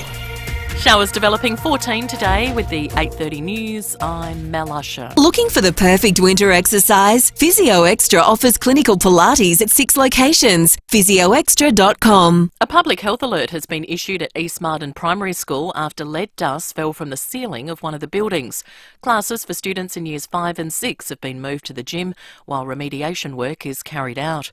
Ben Temperley from the Education Department has reassured parents the risk is minimal. Through discussions and on advice from SA Health, we've identified that dust presents an extremely low risk to student and staff health, but we're working now to remediate those buildings, have them squared away and students back learning in those classrooms at the beginning of term 3. A driver has been clocked more than 40 k's over the speed limit. Senior Constable Kimberly Broad says it happened on Grand Junction Road at Hope Valley around 9 last night. A Toyota Supra was detected by a static traffic camera car. It was travelling at 105 kilometres in a 60 kilometre zone. The 45-year-old woman behind the wheel allegedly tested positive to meth and may face drug driving charges. She was also reported for speeding and her car impounded for 28 days. She'll be summoned to front court at a later date. The Prime Minister believes the world will stand up to Russia for as long as it takes over its invasion of Ukraine. The conflict is leading to spiralling cost of living prices on the back of severe food and energy disruptions. Anthony Albanese is in Madrid taking part in the NATO Security Summit. He says Russia's brutality will continue to be dealt with. This is a moral position, first and foremost, that overrides everything, but it's also an economic position as well. Vladimir Putin should be under no illusion that the world is just going to say, oh, well, this is too hard, we'll just move on. And NATO is set to welcome more members. The leaders of Turkey, Sweden and Finland have signed a trilateral agreement, paving the way for the 2 Nordic states to join the organisation. A new poll shows Australians are more concerned about the threat of Russia and China than COVID. Lucy Gray has more. The latest Lowy Institute poll of more than 2,000 people has uncovered the 3 biggest concerns confronting Australians. Topping the list is anxiety over Russia's invasion of Ukraine, followed closely by China's foreign policy and conflict over Taiwan. It's also found far fewer people are concerned about COVID-19 this year than in 2021. Less than half of those surveyed view the virus as a critical threat. Ghislaine Maxwell's lawyers say the 60-year-old will appeal her 20-year prison sentence for sex trafficking. In December, Maxwell was found guilty of recruiting young girls for her former boyfriend, billionaire pedophile Jeffrey Epstein, during the 90s and early 2000s. Another Sesame Street character has received the COVID vaccine. This time it's Elmo, who is 3.5, which means he recently became eligible for the shot in the US. The public service announcement featuring Elmo and his dad is aimed at parents and their young kids. You were super duper today, getting your COVID vaccine, Elmo. Yeah, there was a little pinch, but it was okay. Elmo was really glad to have Daddy and baby David there with him. Now turning to 5AA Sport. 10-year warranty and 10-year capped price servicing at Agostino Mitsubishi, Nailsworth and Elizabeth. And what's happening in the tennis, Jace Kemp? Oh, there's plenty happening, Mel, because former world number 1 Serena Williams has been stunned in a huge Wimbledon upset. The 7-time champion lost in 3 sets to Harmony 10, who is ranked 113th. After the match, Williams conceded she doesn't know what her next move will be. Yeah, I don't know. I mean, obviously we're in the summer now, and so, you know, right in the swing of it. So like I said, coming into this, I'm just planning for right now and seeing how I feel and just to go from there. Meantime, Nick Kyrgios was among 5 Aussies who advanced to the second round. Kyrgios claims he was abused by the crowd during his 5-set win over wildcard Paul Jubb. But a lot of disrespect was being thrown today from crowds, and I'm just coming and starting to think that it's normal when it's really not. You know, I didn't say anything to the crowd until they started. Every time I came down to the far end, people just going, and it's starting to know if it's normal or not. To footy, and Geelong defender Tom Stewart has been suspended for 4 weeks for his bump on Dion Prestia. While locally, Port Adelaide will hit the track this morning as they prepare to face Fremantle in Perth. Defender Lockie Jones says the club is back to its best after a poor start to the season. We had a pretty hard reflection after the first 5 games, and there was a clear turning point in how we played, and we identified those areas, and week to week we keep picking up on new things that we need to work on. Lastly, Adelaide United captain Craig Goodwin has become a free agent after parting ways with his Saudi club. Goodwin is hoping to strike a long-term deal to stay with the Reds. And that's the 5AA Sport. Now checking 5AA traffic. At Ovingham, the level crossing lights are playing up on Park Terrace near Hawker Street. Eden Hills, look out for road plates in use on Shepherds Hill Road near the high school. Speed's reduced there at the moment. Brooklyn Park, we've got Stobie Pole works happening. Henley Beach Road near Holbrooks Road. It's as you're heading towards the beach, one lane out of action at the moment. And we're busy South Road at Mile End. Cameras, Grange Road, Flinders Park and Anglevale Road at Anglevale. The Telstra end of financial year sale is on now with great deals on the latest Samsung Galaxy devices. Sale ends June 30. Redemption criteria and conditions apply. Adelaide's most accurate traffic on 5AA. Now the 5AA forecast. Hitachi Air Conditioners. Be comfortable all year round. Visit hitachieaircon.com.au now. Showers developing today with a top of 14, a shower or two tomorrow 16, then Friday partly cloudy 15.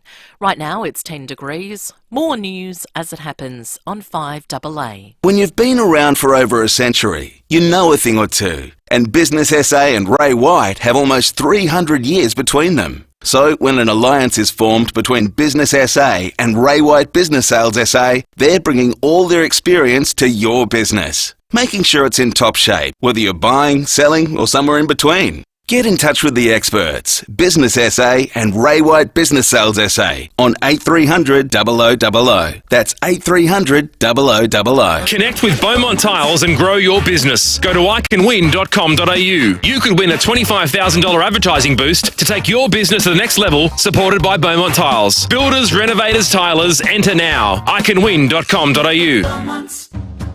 The celebration of swing is coming soon. A big band blast in a concert spectacular with special guest star James Morrison, featuring the greatest hits from the golden era of swing. Don't miss out. Book now. Her Majesty's Theatre, Friday, August 5. Book a Ticket Tech. Phone 131 246. Proudly supported by the Office of the Arts. Introducing the Wheels Car of the Year, the fully electric Kia EV6. Leading the charge with over 500 kilometres of driving range, newfound levels of technology, performance, build quality, refinement and luxury.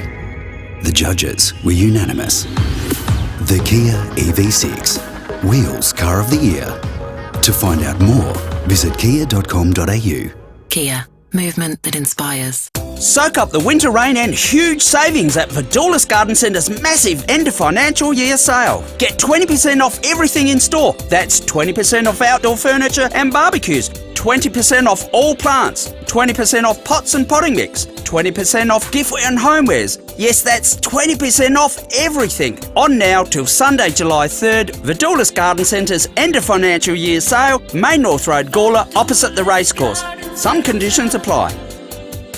5AA Breakfast is streaming live right now. To watch, simply head online to 5AA Facebook or search 5AA on YouTube. You're listening to 5AA Breakfast. Jade Robran and Tom Wren.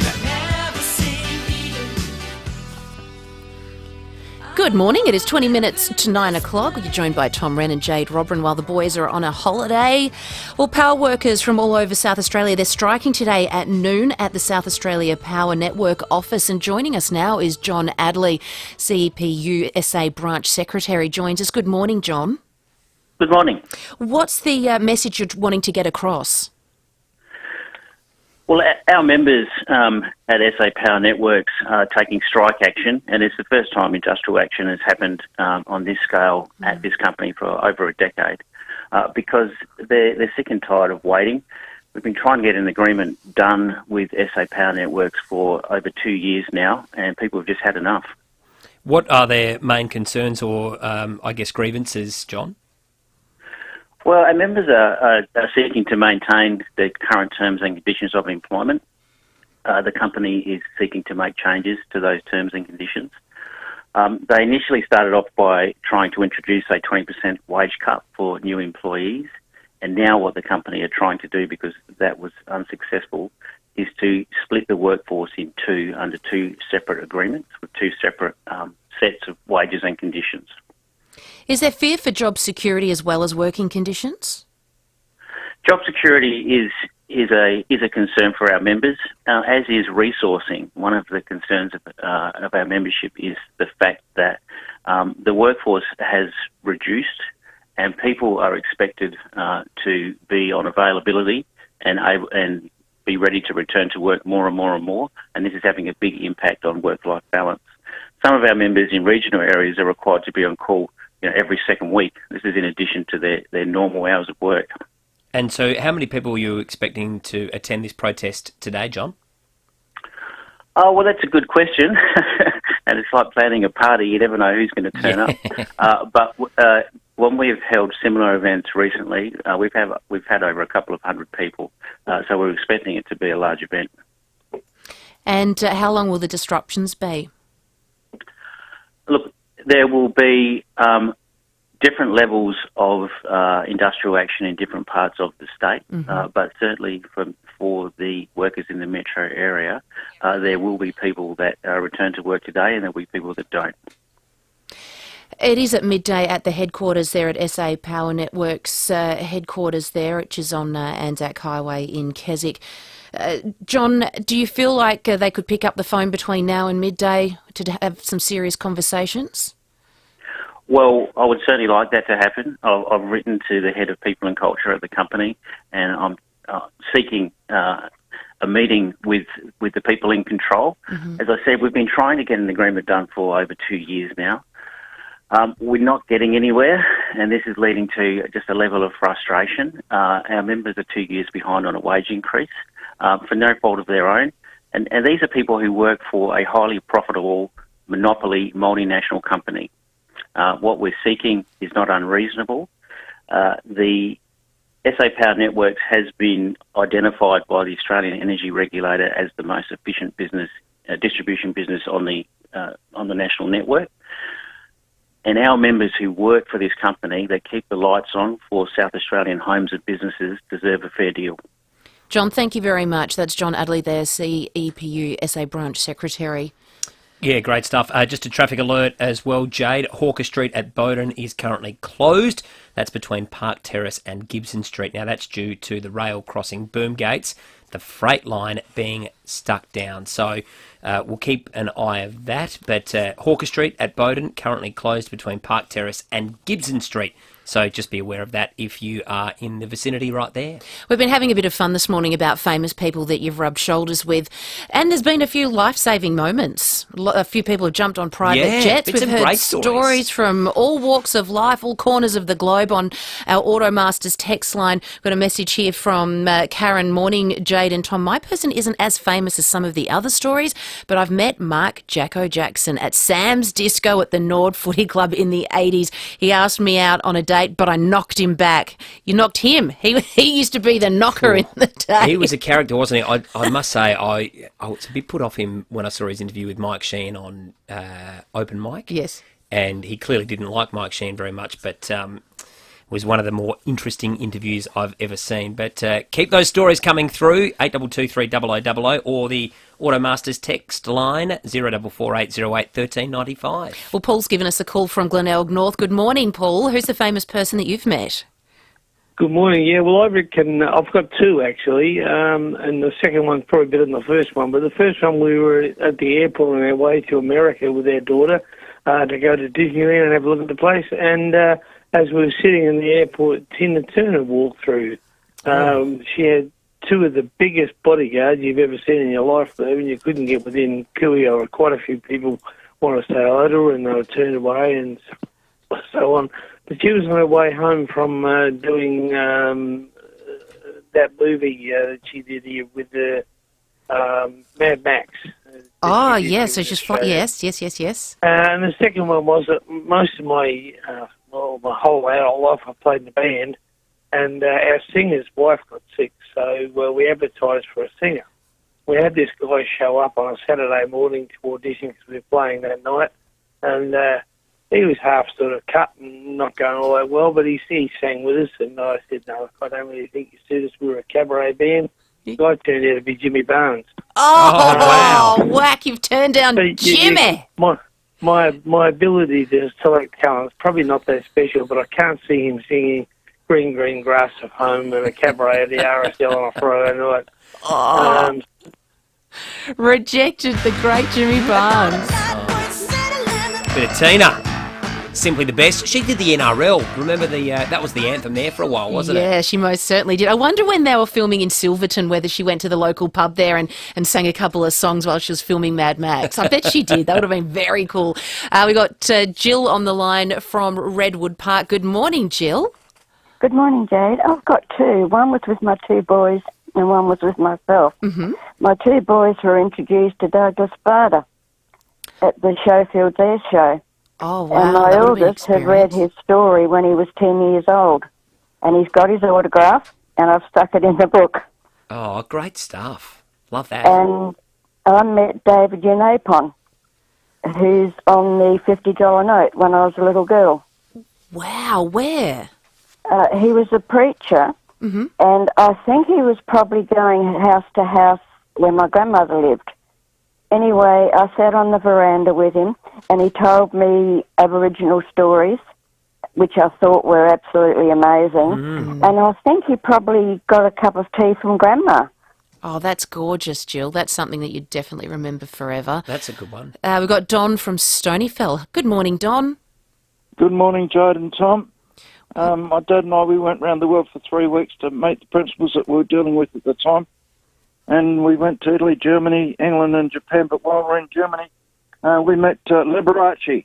Oh. We were having breakfast, and this guy burst into the dining room with a white fur coat on, right down to his ankles. And he's waving his arms and going, "Hi, everybody. Hi, everybody." It was completely over the top. Anyway, we just said get over him. We said to him that we'd seen his concert when he came to South Australia, and that was it. But he was quite good, actually. It was really funny the way he did it. Oh, how fantastic. What a shame there wasn't a piano in the corner. Yeah. And Joe, the other one I met too, two famous footballers. There's one called Matthew and the other one called Jonathan. I know them. One, Operation Flinders. That's a motley crew there. Oh, very good. That's, of course, my cousins that Don's talking about. We've got Con on the line from Glen Osmond. Hey, Con. Good morning. Con, if you could just turn your radio off in the background. It is off. That's better. Hang on. Is that better? We're getting a bit of feedback there, I think, Con. We'll come back to you, Con. Nothing better than hearing yourself back. Yeah, the old 7 seconds delay or whatever, but we might come back to that one. Some great calls, though. Fantastic Some stories. really fun calls. And we'll award our winner. We've got a double pass to Illuminate Adelaide Light Creatures to give away. But before we do that, let's find out what's happening on the roads around town. At Eden Hills, look out for road plates in use on Shepherd's Hill Road near the high school. Speeds reduced there. In the Parklands, Rundle Road is closed between East Terrace and Kettleville Terrace for the Illuminate Festival. At Woodville, works along Port Road heading inbound causing delays from Cheltenham Parade to Kilkenny Road. Speeds at 40 there, and we're busy Road Terrace at North Adelaide. Cameras, Grange Road, Flinders Park and North-South Motorway at Waterloo Corner. Order your C coffee on the OTR app and enjoy a freshly ground barista-made coffee. It's as easy as click and collect. Making life easy. Adelaide's most accurate traffic on 5AA. 1 in 4 Australian women experience domestic violence in their lifetime. Staying is dangerous, but leaving can mean homelessness for them and their children.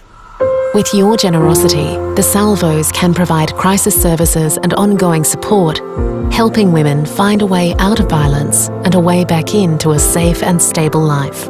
Please donate to the Red Shield Appeal at salvationarmy.org.au to help the Salvos leave no one in need. 20 years ago, Toyota set the standard for hybrid vehicles with the iconic Prius. Today, they're still leading the way with their Toyota hybrid technology for a cleaner, greener future for all Australians. Jarvis Toyota is Adelaide's home of hybrid. They can get you behind the wheel of your own small, medium or large sedan or SUV with best-in-class fuel economy. Work towards a better future together with Jarvis Toyota. South Road, Clovelly Park, Adelaide's home of hybrid.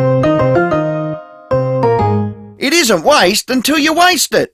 That's the catch cry from an amazing company called Eco Waste Solutions. Eco Waste Solutions is a hard waste recycling facility, not a dump, located at Williston. They'll take everything except hazardous waste and food scraps. They'll take your waste bricks, your mattresses, tyres, soil, timber, steel, concrete and more. Plus, if you pre-sort your load, you'll receive a 50% discount on disposal fees. Google Eco Waste Solutions Williston for more. Where are you listening to this radio ad? Are you sitting in the car? Let me ask you a question. If you hit a Stobie pole, do you stay in or get out? The answer is to stay in your car and call 000 along with SA Power Networks. You won't know if the pole or power lines are still live. You'll be shocked by what you don't know. For more information on electrical safety, look up SA Power Networks, empowering South Australia. 9 News has the experience to break the news. Made in Adelaide for Adelaide. 9 News. You're listening to 5AA Breakfast. Jade Robran and Tom Wren. Good morning, 9 minutes to 9 o'clock. Great to have your company on this Wednesday morning. Another beautiful day ahead in our gorgeous state. We've been talking about famous people that you've rubbed shoulders with, and we've got Con back from Glen Osmond. Hello, Con. Hi, I'm back. Can hear you loud and clear now, buddy.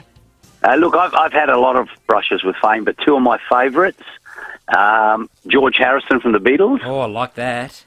It was the last Grand Prix here in Adelaide. We were involved in the hire industry, and I was invited back to one of the cafes on Guja Street where the Williams team was, and George was supposed to be there, and I ended up bumping shoulders when I came out of the loo, and I said to his minder, I said, do you mind if I go over and say hello? And spent about 40 minutes talking to him. What'd you talk about? The Beatles. Yeah? He didn't mind spilling a few beans, and which I won't go into. And then another one, which is my favourite. I don't know if a lot of the younger ones would know him, Sidney Poitier. Oh, yes, great actor. In Los Angeles, we were walking down Rodeo Drive, went across the road to look at Beverly Wilshire Hotel where they made Pretty Woman. My wife and kids were in there, and I was outside talking to the doorman, and a big black Merc rocks up, 6'2", gets out. I said, oh, my God. I ran over to him, asked him for a photo, and he puts his arm around me straight away. That's so nice. I had a photo, and months later, I eventually worked out who his wife is and got through to her, and I asked if I can send a photo and have it signed. So I sent the photo over there, and he signed some books and sent them back with me. Oh, that's so cool. Hey, Con, Fantastic. I need to ask you something because I can't let you go without giving us a worldwide exclusive. You need to drop a nugget of gold about... Okay. I'll just say one thing. Yes. One thing he said to me. He said the Beatles were always 5 people. Oh. If that means anything. Okay. Think about it. The Fab Yoko? Four? Yeah, exactly. Yeah, Exactly. Yoko was the issue He there. he spent time telling me how Yoko always used to stick her nose where it shouldn't have been. And stir the pot. So that's all I can say. All right. Thank you so Great stuff. much. Excellent. We've got Mark from Osborne on the line. Good morning, Mark. Good morning. Well, Paul McCartney wasn't coming to Adelaide, so I go to Melbourne, saw the show, and raced back to the hotel. Bodyguard said, listen, guys, there's 5 of you. Pick one thing, no Beatles, there'd be no photo. And as soon as you said no photos, I went, oh, great. Because I got a photo with Paul and Linda in 1975, and I was going to show Paul that one, which I eventually did earlier on. But that was while I was driving past in his car, and he sort of went, oh, you know. Anyway, he gets off the bus, comes over to us, and I've got the Ram album signed. And I said to Paul, can I get an update photo? And he didn't answer me, and I asked him again. He said, what part of no don't you understand? And I said, oh, no, it's all right. Sorry. And I said, look, thanks for stopping and that. And I stood aside and let the other people get their autographs and that. But I tell you what, it was not easy. Yeah. Thanks, Mark. We got Kim on the line. Hi, Kim. Good morning. Good morning. So about 20 years ago, I was with my partner. We were in the War Memorial in North Terrace, and it's pretty dull lit in there. We were just looking up names. My partner leans over and she says, the person next to you was Olivia Newton-John, and she had Chloe with her and a chaperone. I don't know if it was her partner at the time or not. Mm. And they were doing the same thing as us. What's that? They were just looking up names, just sightseeing, I suppose, and just having a look. Oh, beautiful. Yeah. She is a gorgeous, Stunning. gorgeous woman. Funny. She really is so nice. I saw Greece just the other day and, loved it. Hopelessly devoted to you. We've had some amazing calls this morning, another text as well on the Automasters text line. But we'll get to Dom, one final call. Dom, good morning from Grange. Yeah, good morning. Look, just two famous people I met. Amongst many, Prince Charles, when I was at the farm market in London, he just happened to walk into Camilla. Said good day to all of us, had a nice chat with him, and walking along Wellington Harbour, had a nice chat with Billy Conley. Cup of coffee with him, we sat there for about 30 minutes and just chatted. It's a lovely place.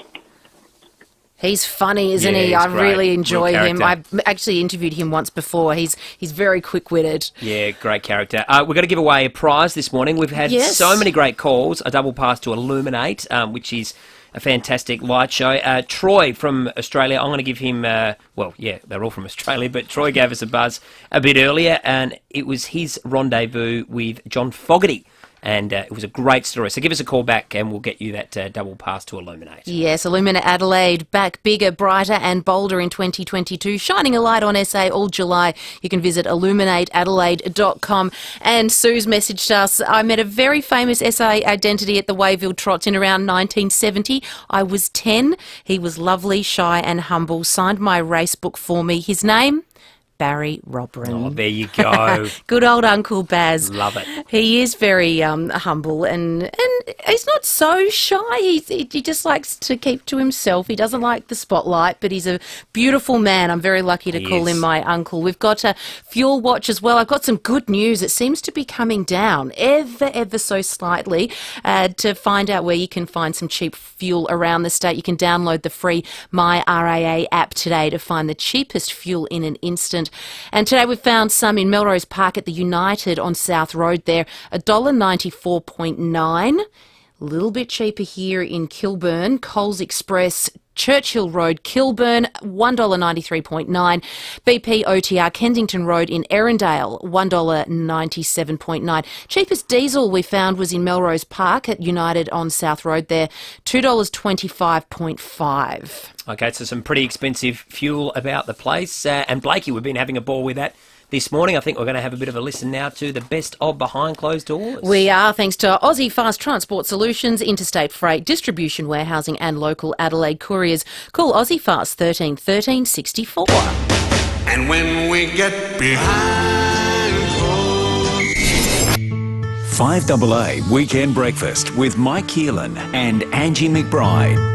Yes, welcome along to the show. Michael Keelan is back too. Hello, Michael. Hello, Angie. Hello, everybody. It's great to be back. It really is. Is it going to be a nice day, Michael? It is, Angie. It's going to be a lovely day. Sun will be out and spring is in the air. Oh, yes. September's coming and it won't be long now before we're sitting here telling everybody it's the first day of spring. Yeah, Wednesday that'll be, Michael. Yes, that's right, and we'll feel good about ourselves and we'll prolong the myth invented by the Weather Bureau to make it easier for them to keep records. It'll be a complete celebration of the dissemination of misinformation. Oh, that's great, Michael. Actually, that's the point, isn't it? I don't know why YouTube doesn't crack down on that. Yes, because they've got all those. They've got the Flat Earth Society and the moon landing deniers and the International Space Station skeptics, people that say there's no such thing as gravity. Oh, yes. They put all those wacko search results down the bottom of the list, but I'm allowed to get on the air and tell everybody that the 1st of September is the start of spring. I know, Michael, but at least, Michael, you're not the only whack. My God, it's a lovely day today. Not the only one. Right. I was looking on Scammell's website the other day, and Scammell's the auction place, and they've got a whole bunch there of butter churners. You know, the old-fashioned butter churners. Oh yes, yeah, up for auction. Because people years and years and years ago would get their milk and put it in the churner and make their own butter. Yeah, because people these days are a bit more health conscious and like to make their own milk, don't they? And so they can then make butter. Yeah, that's right. Well, I think they still use cows, but these days people would just go along to Harvey Norman, buy an electric thing, and put your milk in, press the button, and out it comes. A couple of minutes later as butter. That's right. I do like the old-fashioned way of doing things, though, Michael. There's something a bit romantic about the old butter churner. That's right, there is. But of course, it would take a long time to make butter in an old-fashioned butter churner. Yeah, I suppose so. Well, it would take forever if I tried to make butter. I'd be churning away for weeks and weeks because, of course, you don't make butter from milk. You make it from cream. That's right, Michael. I'd love to churn some thick homemade butter. Yes. Almost as thick as the misinformation I churn out. Can you believe it? It's the end of financial year already. Hi, it's Callum here for Edwardstown Mazda. And if you're thinking about a new Mazda, now is the time to jump in. See the team at Edwardstown Mazda today for unbeatable